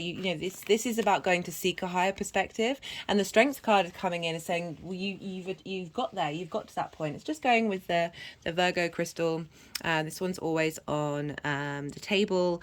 It's one of my favorites, and just because, oh, look at that, it's just so nice on the eyes, and wanting to bring in that energy for you, Virgo, of you can enjoy life and have that ability to think critically at the same time. Like, really, that's that strength, that journey that you've been on is come into balance, right?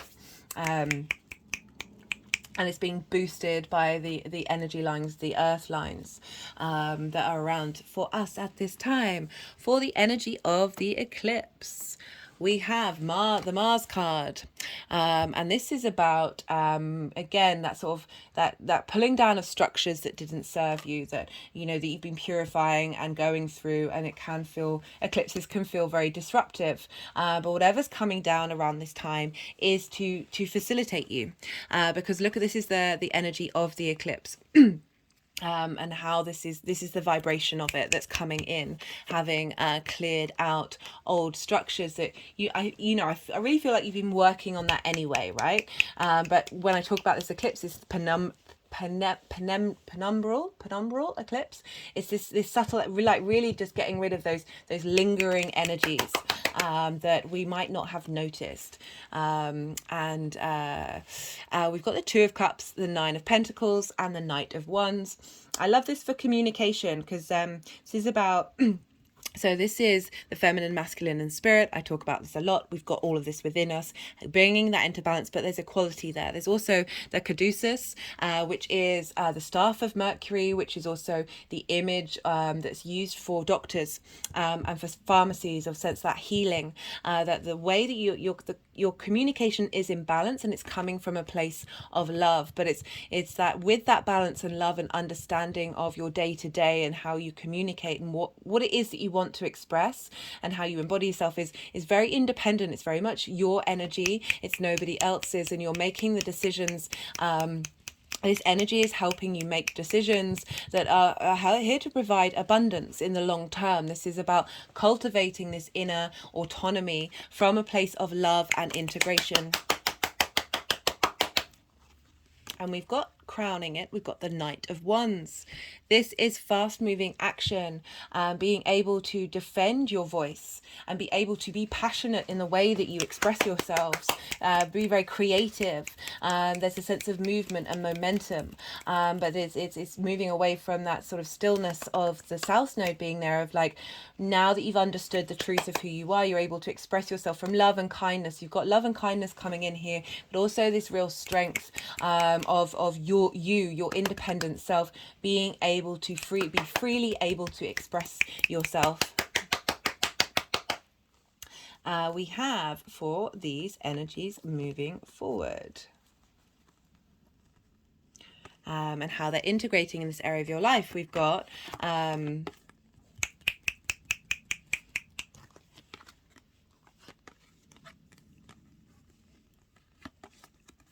let's see what they need to do.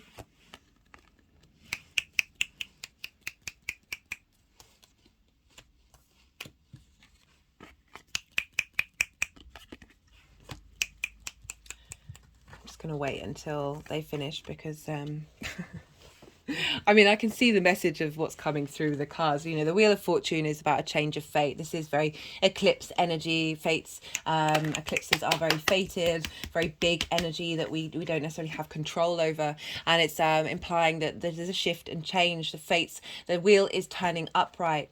And I like, you got the Knight of Wands and the Page of Wands, very creative energy, very passionate energy. There's vitality here coming in, a vitality in the way that you communicate, heralding in a new way of thinking about your passions, your creativity, that ability to express yourself again from a very creative, vibrant space. Pages are very useful energy.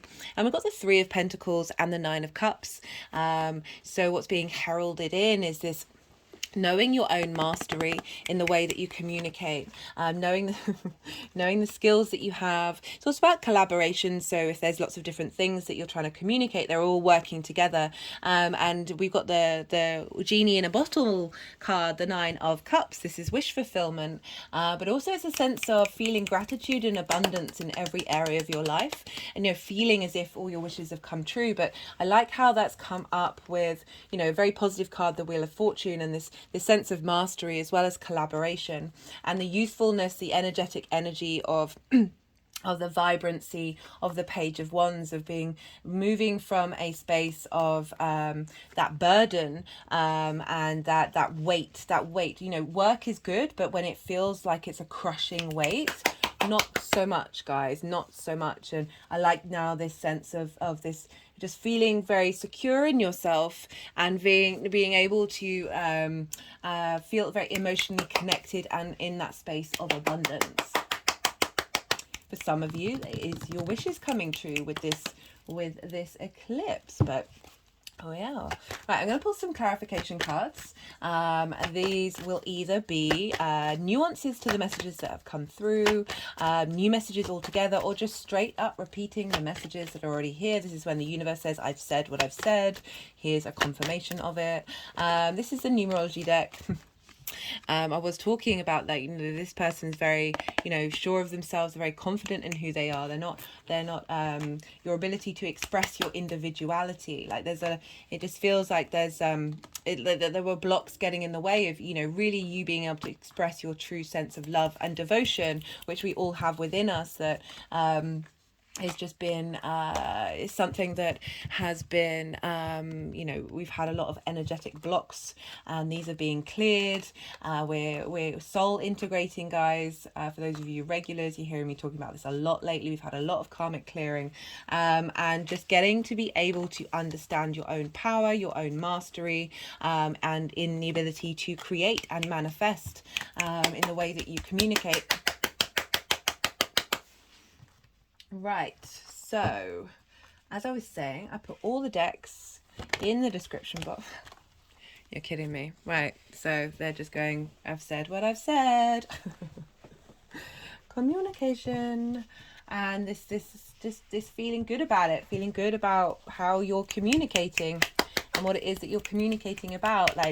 There's a real warmth but strength here. Like, you're sure of your passions, you're sure of what it is that you want to say, ideas coming in about that, and being able to express that with confidence. The Knight of Wands, knights are very confident. They're able to take action. They're not in that pause. They're not, you've just got the 1 wand there, rather than the 10. Like, there's a clarity of ideas coming in with that page and that knight, and then being able to take action with that. My body's now just shaking, particularly around the root chakra. Right, let's see what the Oracle of the Rising Sun wants to say for Virgo. I'm not surprised, because these eclipses have been sextiling your Virgo energy. Just said, very, very creative energy, a sense of appreciation and value. So you've been working out what it is that you appreciate about the way that you communicate, and really getting creative with it and inspiring. You've been refining that and working on it, and it's really highlighted by the cards that sense of mastery with that Three of Pentacles of knowing who you are. Like that Three of Pentacles, it's my favorite card in the deck, and it's like, you're bringing in a vibration of other people who also have things to contribute. So again, with the local community, that through this new renewal, this new strength, that you're bringing in people who have other things to offer, that you collaborate with in order to create something beautiful and long lasting. But also, if it's not external people, having different things, different strings to your bow, that you're able to harness all together.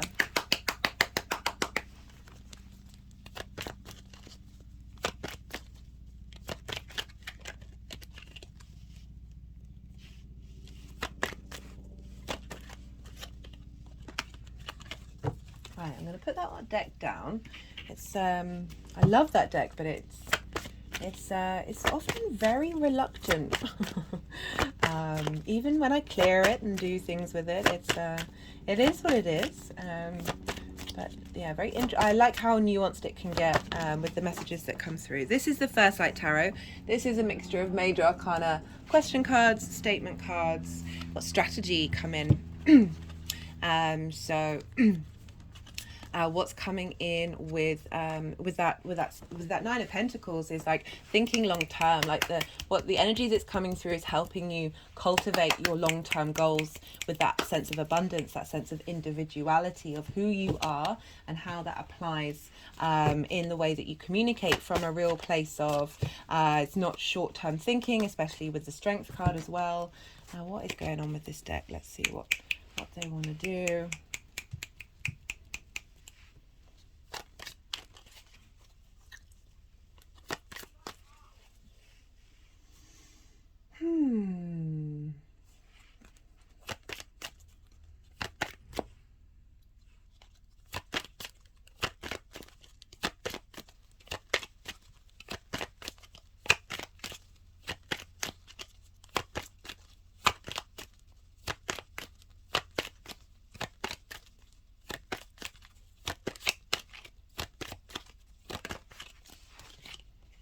Got lust. That's, the other word for the Strength card. This is Venus in Aries, but for me this is lust for life, a real vibrancy, a real that sort of explosion of creative energy. You've got the volcano there in the background, a real sense of your ability to communicate from a very passionate and creative space. We've got a lot of wands here. Right, I'm going to pull this is, as I said, this is major arcana. This is the First Light Tarot. Question cards, statement cards, as well as keyword cards. Attraction, manifestation just came flying out. So again, really harnessing that fertile energy. I always like to what are they trying to do here?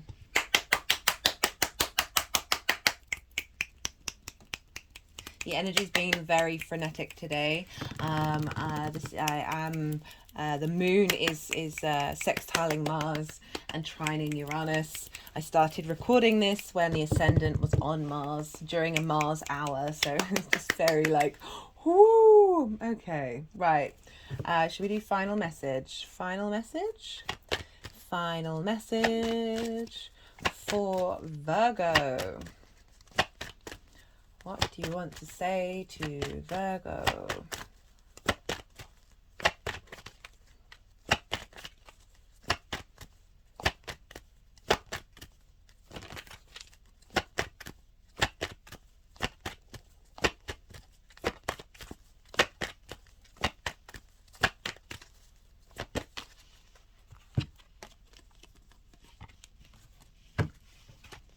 Moderation.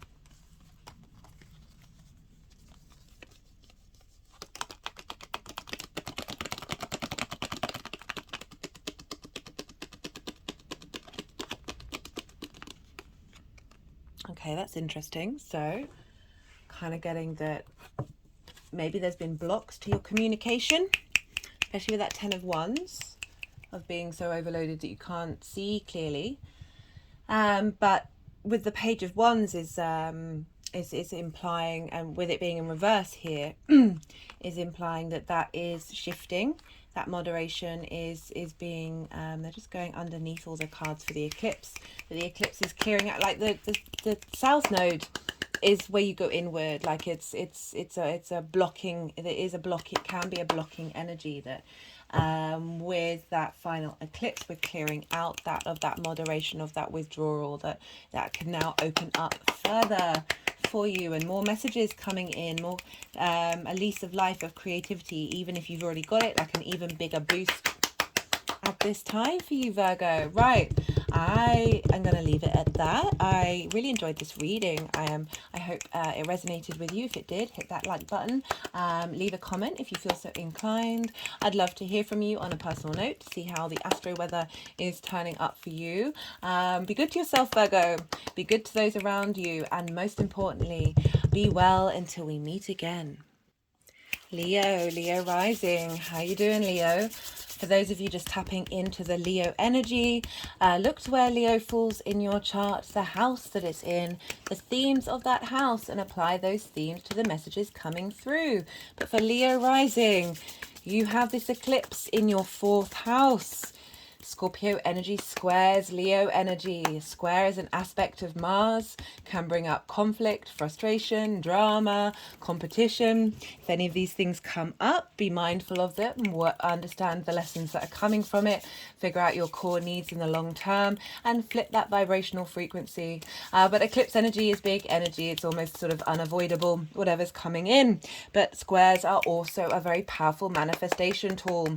They represent friction. And when we have friction, we're able to create in this linear time frame.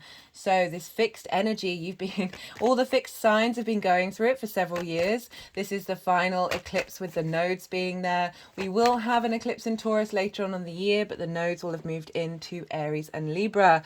So this is a culmination of everything that you've been refining and purifying in the South Node, transmuting energy, going inward, a sense of isolation. But in terms of intentional, of working with what you're comfortable and figuring out how you actually want that to work for you. It's a sense of unraveling of energies that may have been stuck, of getting to the root of things. And so this is a big full moon. This is a culmination. This is an ending in order to go through into the new beginnings that are the result of everything that you've been working through. Things may show up around this time. Or because we're dealing with eclipses, they have a longer cycle. This may take a while to integrate and actually have a sort of understanding of what's going on. Because we are dealing with eclipses, it's sort of hiding one of the part of the luminaries, and the luminaries are how, the light in which we have in the solar system in order to see clearly about things. And this is a penumbral eclipse, so the Earth's shadow, the really outer, lighter part of Earth's shadow, is falling over the moon. How I've interpreted this is it's sort of those subtle energies that we might not have been able to access, rather than the intensity of the full shadow eclipse. This is clearing out things we might not have noticed, and really allowing us to break free of that energy. Not having it lingering on. This is the big final push in the purge and the clearing out, and using that energy that has been into transmutation and shifting that gear.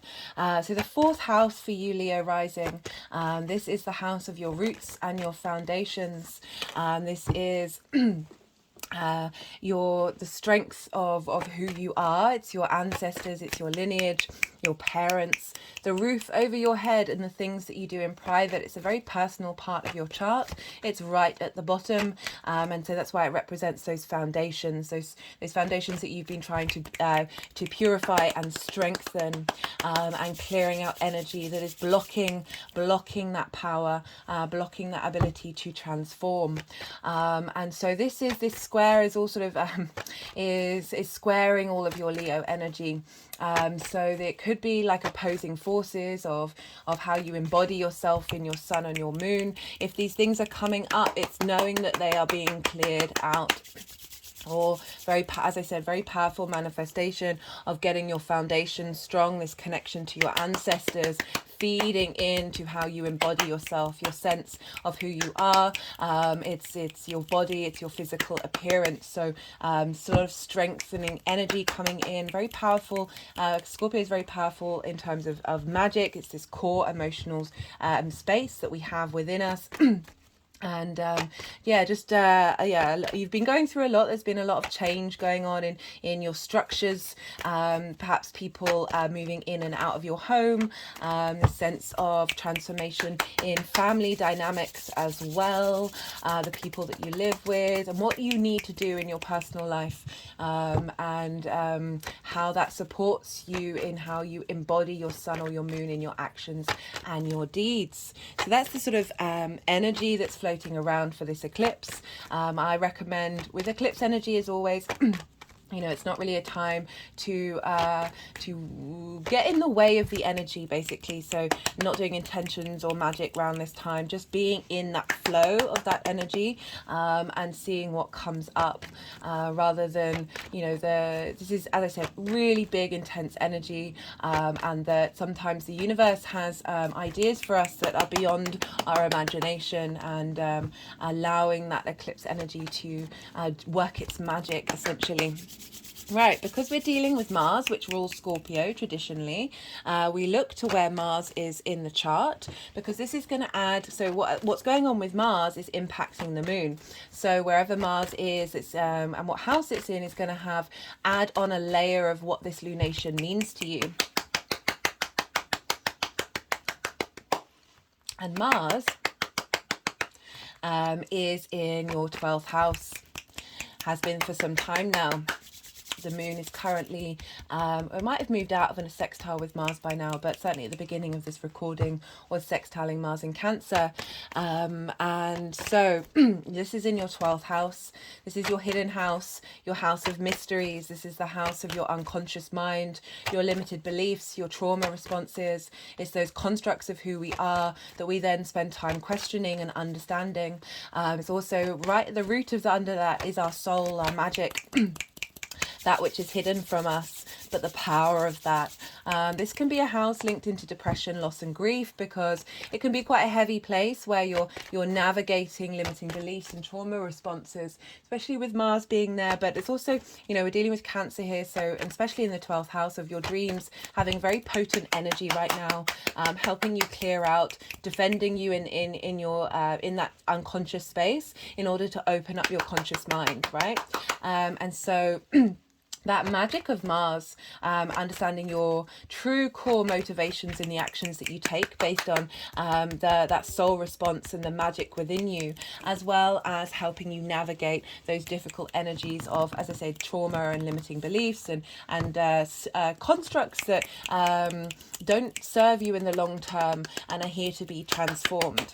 Right, so we're dealing with the roots and foundations of who you are, getting strength coming in from your ancestors, transformation of your personal, of your dynamics with your family and the roof over your head.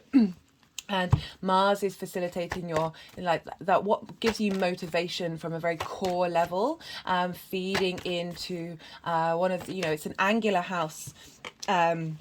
So angular houses are the 1st, 4th, 7th and 10th, and these are very sensitive points in our chart. They're the pivot points. There's a lot of intensity there, and so you've got even more intensity with this 12th house intermingling with it, but it's trining the moon, so you're getting a lot of support, integration and wisdom, and understanding, and elevation and expansion of the root of you. That thing that may feel difficult to access is pouring into the moon, into your roots. So really a culmination of this, an ending of what hasn't served you, and a stepping into a portal that does in the long term. We also look to where Venus is, because Venus is ruling the sun, as the sun is in Taurus, and so she'll be impacting what's going on with the sun, our conscious mind, our clarity, our direction, our vision. And so Venus is in Gemini, and Gemini for you sextiles your Leo energy. So This is an aspect of Venus. She wants to bring creativity, appreciation, value, a sense of connection and harmony. And so Venus is, you know, in the 11th house. It's a very positive house. She's helping restore and clear down some of the difficult issues that may have come up with Mars, some of the frustrations that may have been there. And now Venus is, this is your hopes and your dreams. This is your groups, friends and alliances. This is also where you reap the benefits of your 10th house, your life purpose. So all of that energy, it's a very positive house, feeding into the sun that is in your 10th house of life purpose, career, and life purpose, career. Just had an energetic release of that. Life purpose, career, and how the outside world sees you. So your dreams and your hopes are feeding into the sun and this eclipse energy of like what direction you want to head in, what's important to you, how do you want to be valued. And all really lovely energy, as I said, feeding into that sun and impacting what that sun is doing. So we've got very personal planets here in this lunation. It's a very personal eclipse, and it can be very intense. We've got a lot of water going on, a lot of earth. Venus is kind of like the saving grace of bringing levity. She's clearing out your mind, clearing out information that may have blocked your hopes and dreams, blocked your connection to your friends, groups and alliances, getting more appreciation from those groups and alliances that reflect where you've been going in your life with your career and your life purpose, and all that support and nourishment and creative energy is feeding into the sun of being able to use what's transforming here, what's culminating here, in the direction. Because remember, the moon is partially eclipsed, so the sun has a bit more dominance of being able to bring all of this into fruition and really strengthen it. So yeah, look to where Venus and Mars and the moon are in your chart, because this will just add in layers that are personal to you, and the themes of where they are in your chart of what's going on with this lunation. Right, so there's going to be 3 piles, guys. So the first pile is about the Beltane energy. I talked a lot about that in the collective reading as well as the introduction, and this is very fertile energy. The celebration of Beltane has moved to the 1st of May, May Day, that's today. Today we have a conjunction with Mercury and the Sun, as well as Pluto going station retrograde, but also traditionally this was when you would celebrate Beltane on the full moon that either fell at the end of April or the beginning of May, so the Scorpio full moon. And so we've got this very potent energy of life force coming up, this integration of the feminine and the masculine, very potent creative sexual energy, this appreciation of life feeding into this eclipse of what we're clearing out that may have blocked those things, and this fertile energy giving us strength to walk through that portal and be welcoming whatever may come and see where we are headed. So that's going to be the first pile. All this energy is very intermingled with one another. The second pile will be the eclipse itself.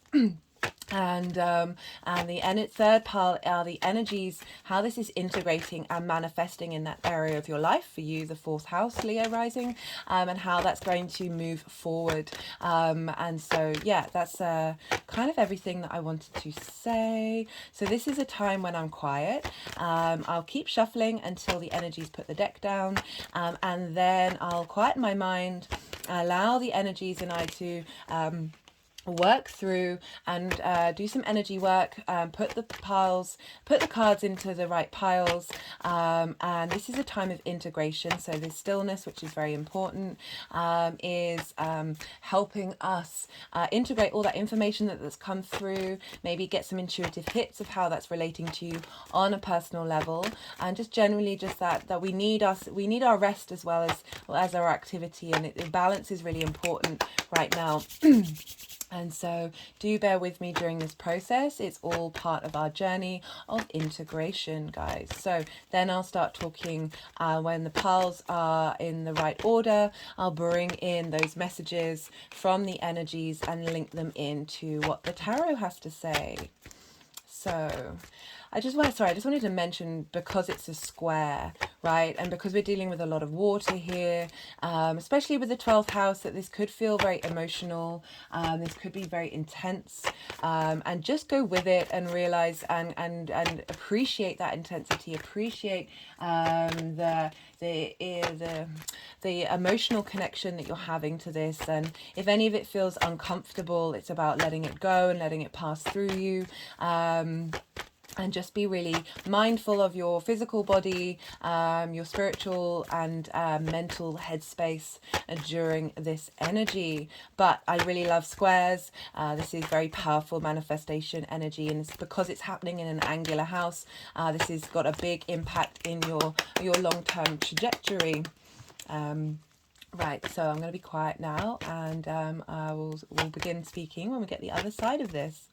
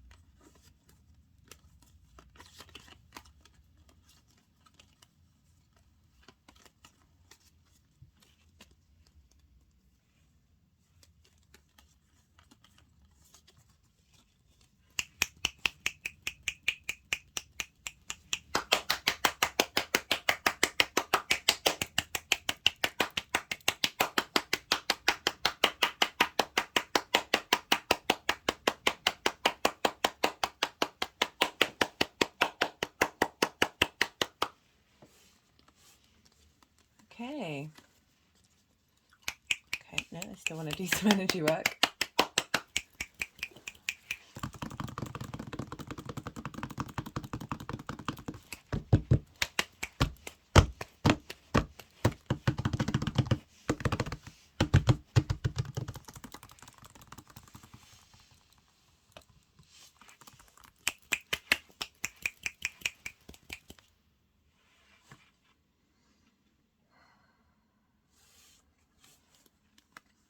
So this is the energy of Beltane. And so we've got some difficult energies here that this fertility energy is helping bring into balance. So Beltane is across quarter fire festival. It's when the dragon energies and the ley lines are very powerful, very potent energy. And we've got here the Five of Wands, the Two of Swords. So this is chaos energy, right? So you see here all these figures, no one's quite getting anywhere. There's a lot of movement, a lot of momentum, but it's just there's a lot of frustration, there's a lot of internal chaos. And we've got the Two of Swords here, and this is about opposing forces, putting you in a position where you feel like you can't see things clearly, you can't make decisions, you can't take any action. Again, so we've got kind of stagnated energy of this chaos energy, and then this I'm getting this feeling of an inward battle but that is perhaps mimicked out in your outside world of not being able to have a direction, have your voice being heard, because what swords are mind, it's clarity, it's thoughts, having an understanding of the situation. There's been a space of pause as well, because the water's very calm. We've got the Nine of Wands and the Six of Cups. The Nine of Wands, with the Five of Wands, is very much like feeling like everything's a fight, everything's a battle. You're still standing strong, but you're exhausted. Okay, so they're going with the Two of Wands of like, there's just been two, this conflict energy has come from like sort of these two opposing forces, and neither is winning. No one's backing down, but neither is winning. And crowning that, we've got the Six of Cups.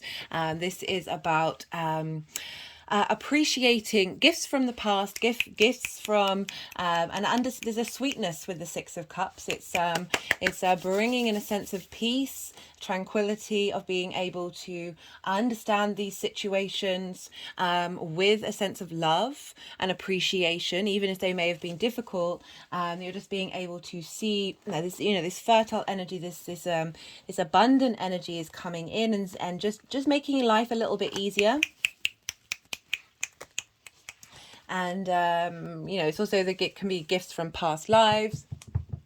My head just rolled back, coming in from this very fertile earth energy, feeding up within you, and just being able to change your frame of mind, right? So we're moving from this blocked energy to this sense of there's now a give and take between these two energies.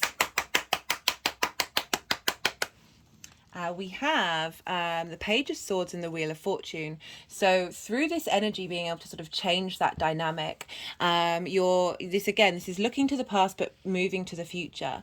So there's an acknowledgement of what's happened, but being able to then change that direction, heralding in a new way of mentally connecting this, a new way of communication coming in. We're moving from the Two of Swords to now something fresh coming in, more new vitality coming towards you. And we've got the Wheel of Fortune, the Two of Cups, and the Sun card. Very, very positive cards here. So the Wheel of Fortune is about a shift and change in that dynamic, right? So a shift and change in all of that, and opening up to this sweetness and this new way of looking at things, because the sweetness is doubly compounded by the Two of Cups, because this is, we've got two twos. So when we get doubles like that, it's like things coming into balance. And like the highlighting the energy that's around of moving from opposing forces and who aren't changing their minds. They're very firm in who they are, and you're sort of stuck in the middle, even if they're two opposing forces within you. Like now this is a sense of union, a sense of support, a sense of integration from a space of love. Right, so there's the feminine, masculine, and spirit there. There's also the cadulus. Oh God, every time I swear I got it right. Like a couple of readings ago. And this is the symbol for doctors. This is about healing. This is about loving from an equal space. This is about nourishment, support, and integration. So really shifting that energy. Also, this card came up in the collective reading for the Beltane energy of like really being able to see from a place of love, this sense of acceptance and understanding, but also now there's a real strength coming in of being seen clearly, and working together. There's a teamwork with that Two of Cups. We've got the Sun card crowning it. The sun is you are ruled by the sun. So there's vitality here, there's ease, there's fun, there's joy, most importantly, you know, all those sunflowers, there's a child there, that innocence, that be able to enjoy being in life, and feel supported because they're on a horse and it represents movement and direction, and you know, being able to grow in the light of the sun. We have so very beautiful, potent, fertile energy coming in that's shifting that frequency. We have for the energies of the eclipse, we have the Five of Pentacles and then the Six of Swords. So the Five of Pentacles is feeling left out in the cold, feeling not supported, feeling that you're in this space of lack. The Six of Swords is about so you've had that purging, that clearing, that working out what you need from your roots and your foundations, clearing away this sense of not having that foundational support in the material realm, that physicality. It doesn't just have to be the material realm, but it's generally that energy of shaky foundations. And having gone through all those eclipses, there's troubled water, but that's about change and growth. And with the Six of Wands, swords. The Six of Swords, Six of Wands is the victory card. What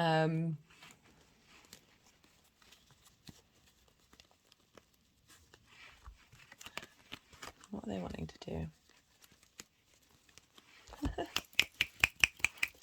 I think they're sort of bringing that Six of Wands energy.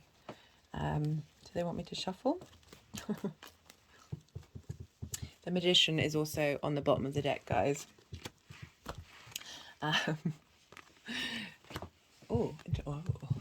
Okay, so the Six of Swords is about figuring out this is very Scorpio energy, it's very South Node energy.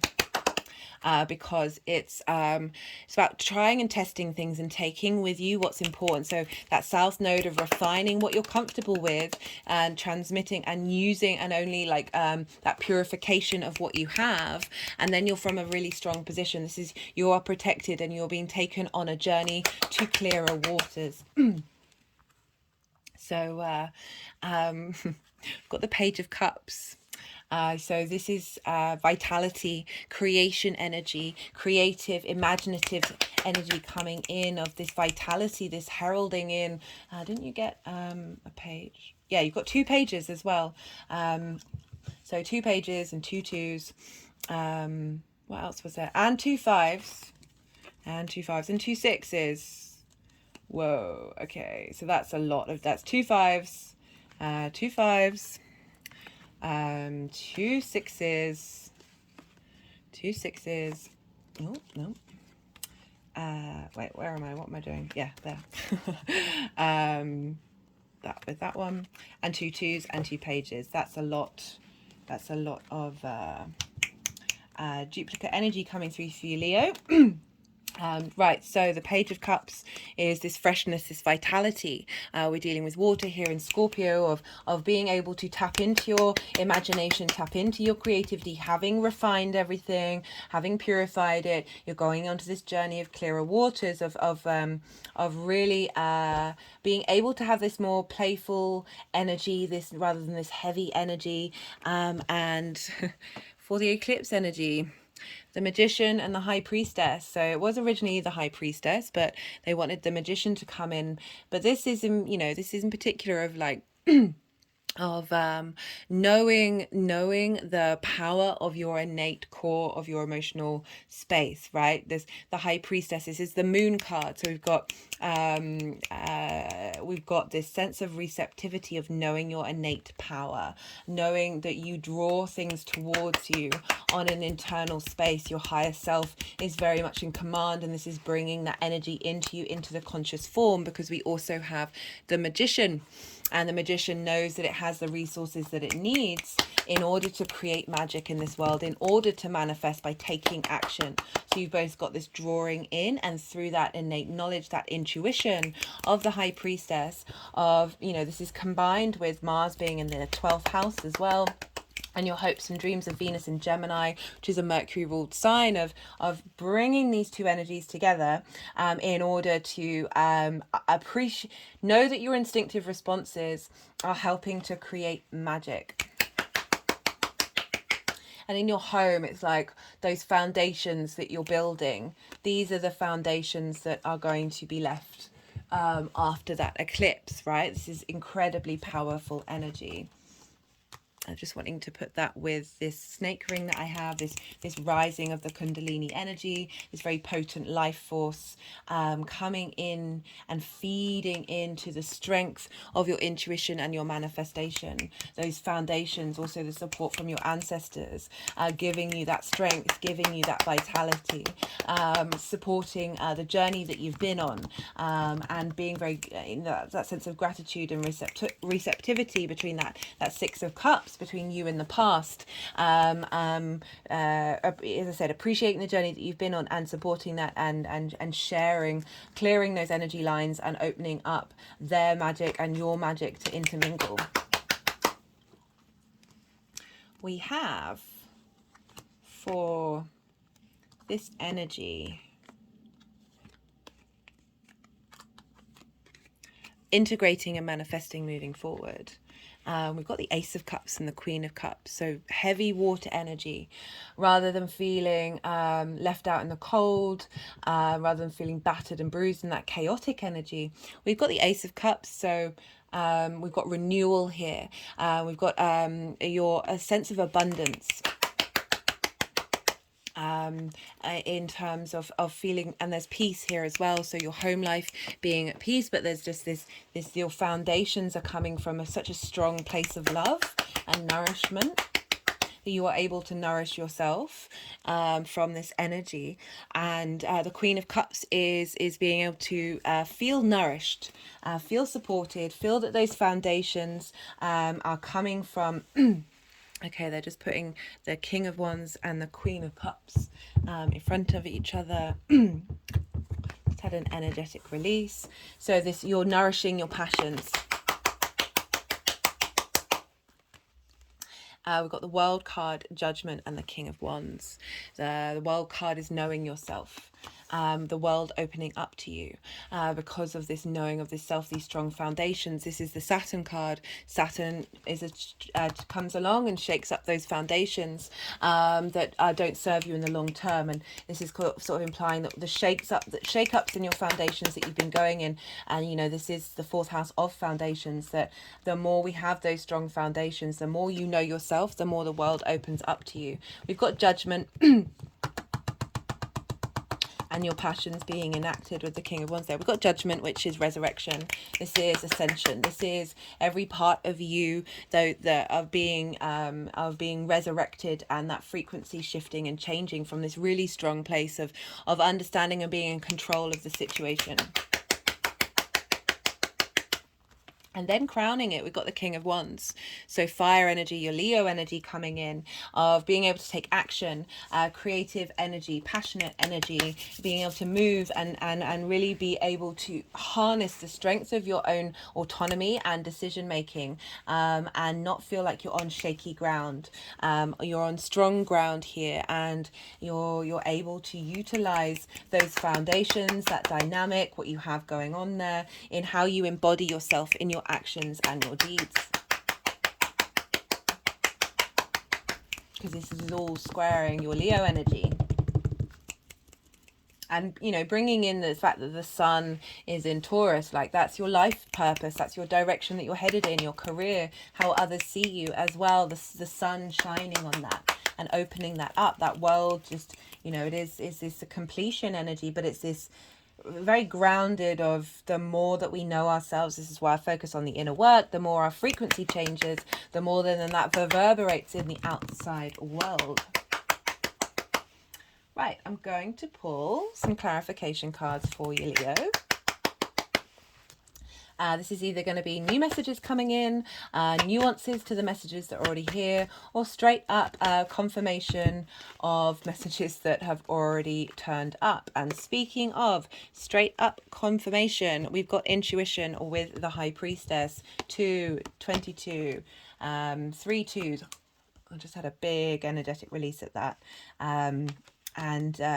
You know, the magician of being able to, through that intuition, being able to create.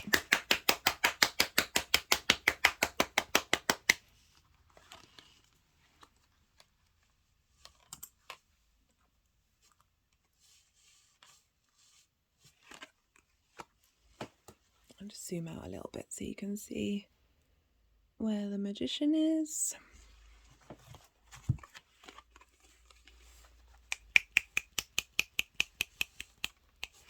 Okay, now I can zoom back in again.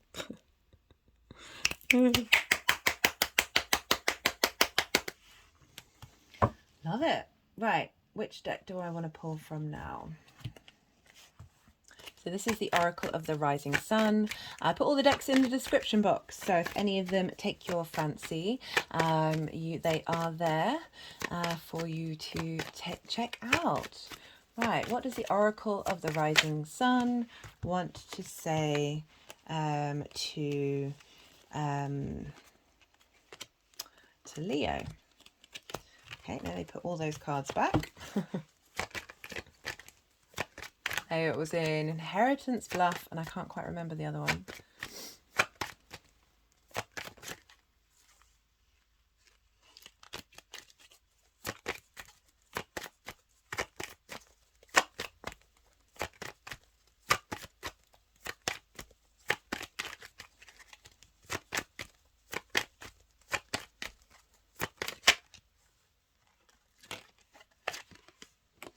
Charity. Yeah, with that card, I feel like you're, you know, being given support. You know, you see here this woman and her children, they're being protected by angels. And having gone through a hard time, are in support.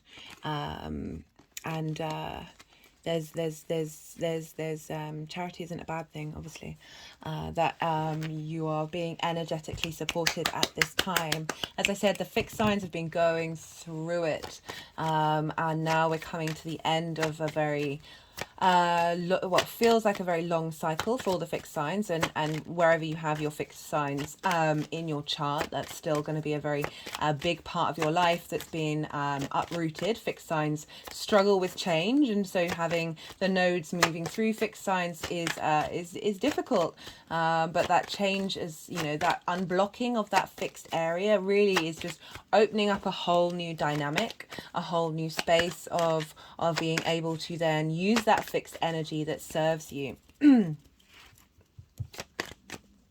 Right, what do we want to do now? Let's do the First Light Tarot. Attraction, manifestation. So again, sort of reiterating the Magician and the High Priestess card coming through. That combination of through your intuition, like, and your ability to attract and draw in what your higher self, you know, that soul energy, having cleared out limiting beliefs, cleared out that stuck energy, that this eclipse is helping really help purge and transform. And you know, Mars being in Cancer, very much the energy of strengthening our intuition, really helping us understand, right,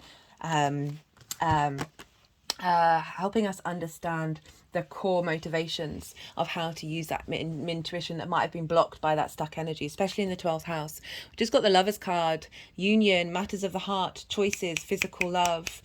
So this is a bringing together. You know, you did get the Two of Cups, which is another sort of version of the Lovers, but for Lovers is choices, right? So having integrated and having knowing yourself and raise that frequency from a space of love and nourishment, that you are able to make decisions, be in command, and understand the direction that you're headed in, right? Those foundations that you've got are really strong. So when that ripples out, that strength of those foundations, it means that the other areas of our chart, the interactions that we do and the choices that we make, you know, we've got that intuition as well. So you're really being boosted with just being very confident in what it is that you're doing and the direction that you're headed in.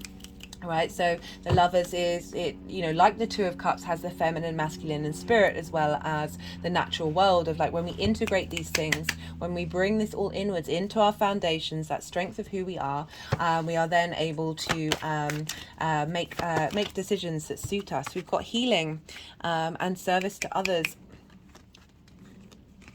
So it's kind of implying that the actions that you're taking, the creative direction that you're in, is helping heal through your healing that you've done with your foundations, with those roots. Whatever work it is that you're doing, you're able to help through your energy, through your vibrational level, help heal others. With the Lovers card, also can't ignore it, but it's, you know, it doesn't feel like it's particularly relevant, but it could be for some of you, of finding someone who matches that frequency, of that union of that Two of Cups, that very fertile energy that's around right now. Also the union of the feminine and masculine within you. My fingers are sort of clicking around my body in a sort of entwining of moving, so like that way they're sort of crossing over one another. Yeah, as I said, the feminine, masculine energies within us. Right, let's pull another numerology card and see what wants to come out for Leo.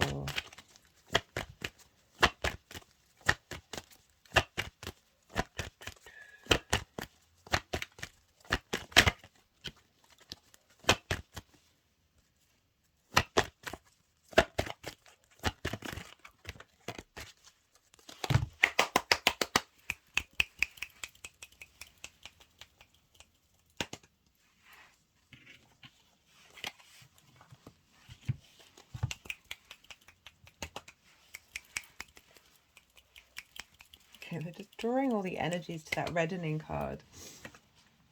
So I'm trying to... they're sort of... my hands are now tapping on all the decks.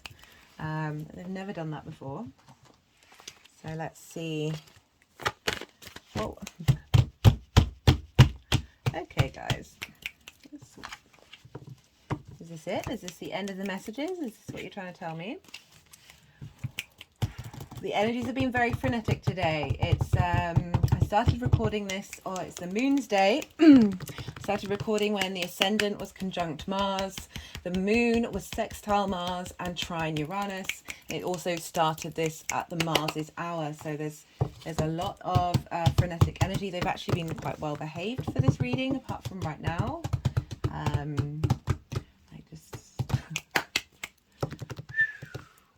I think I said, I can't remember which reading I said it in, but I was like, this energy just makes me want to go and run around in circles outside just to burn it off.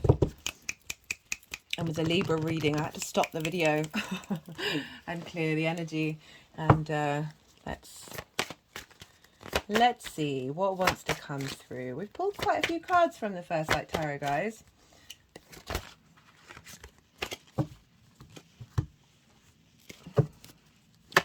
Get a bit of variety here. Let's see what wants to come through for Leo. Leo rising.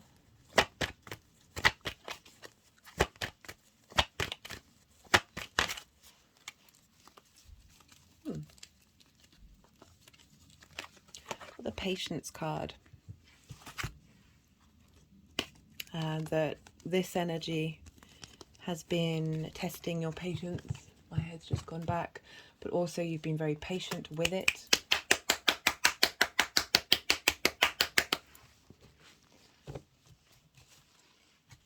Right. Are we ending on that one?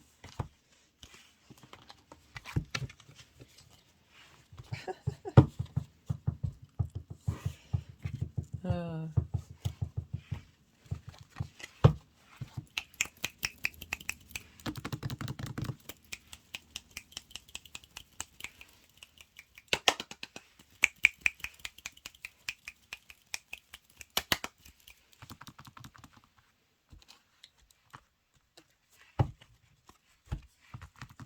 They're being so weird. Sorry, guys.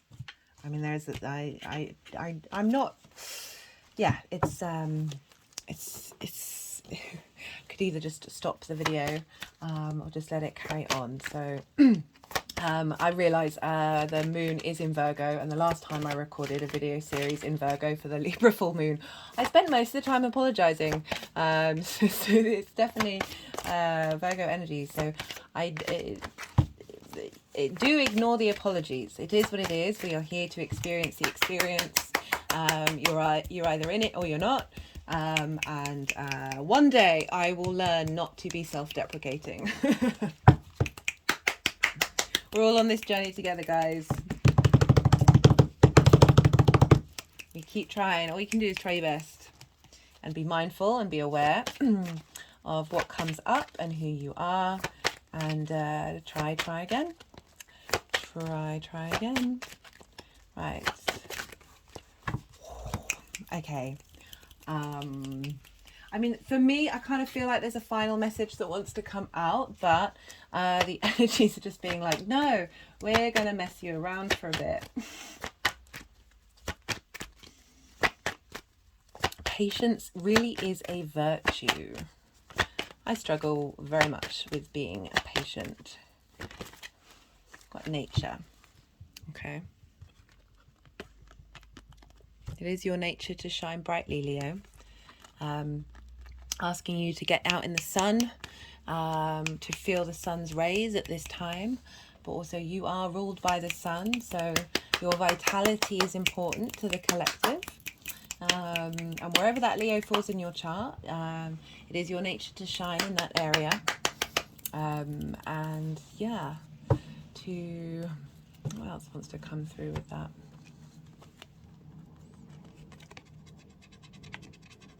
Wanting to be on the horse there's a sense of support there, tapping into the nature. Of course, it's with the Beltane energy, which is very much about nature, that you're going to be able to integrate this and bring that vitality and joy into your being. Right, guys, I'm going to leave it at that. That was a really beautiful message that came through. I hope you enjoyed it. I hope it resonated. If it did, hit that like button, and all the other things, if you feel so inclined, that I suggested in the introduction. I'd love to hear from you on a personal level about what's going on in the astro weather for you. Be good to yourself, Leo. Be good to those around you, and most importantly, be well until we meet again.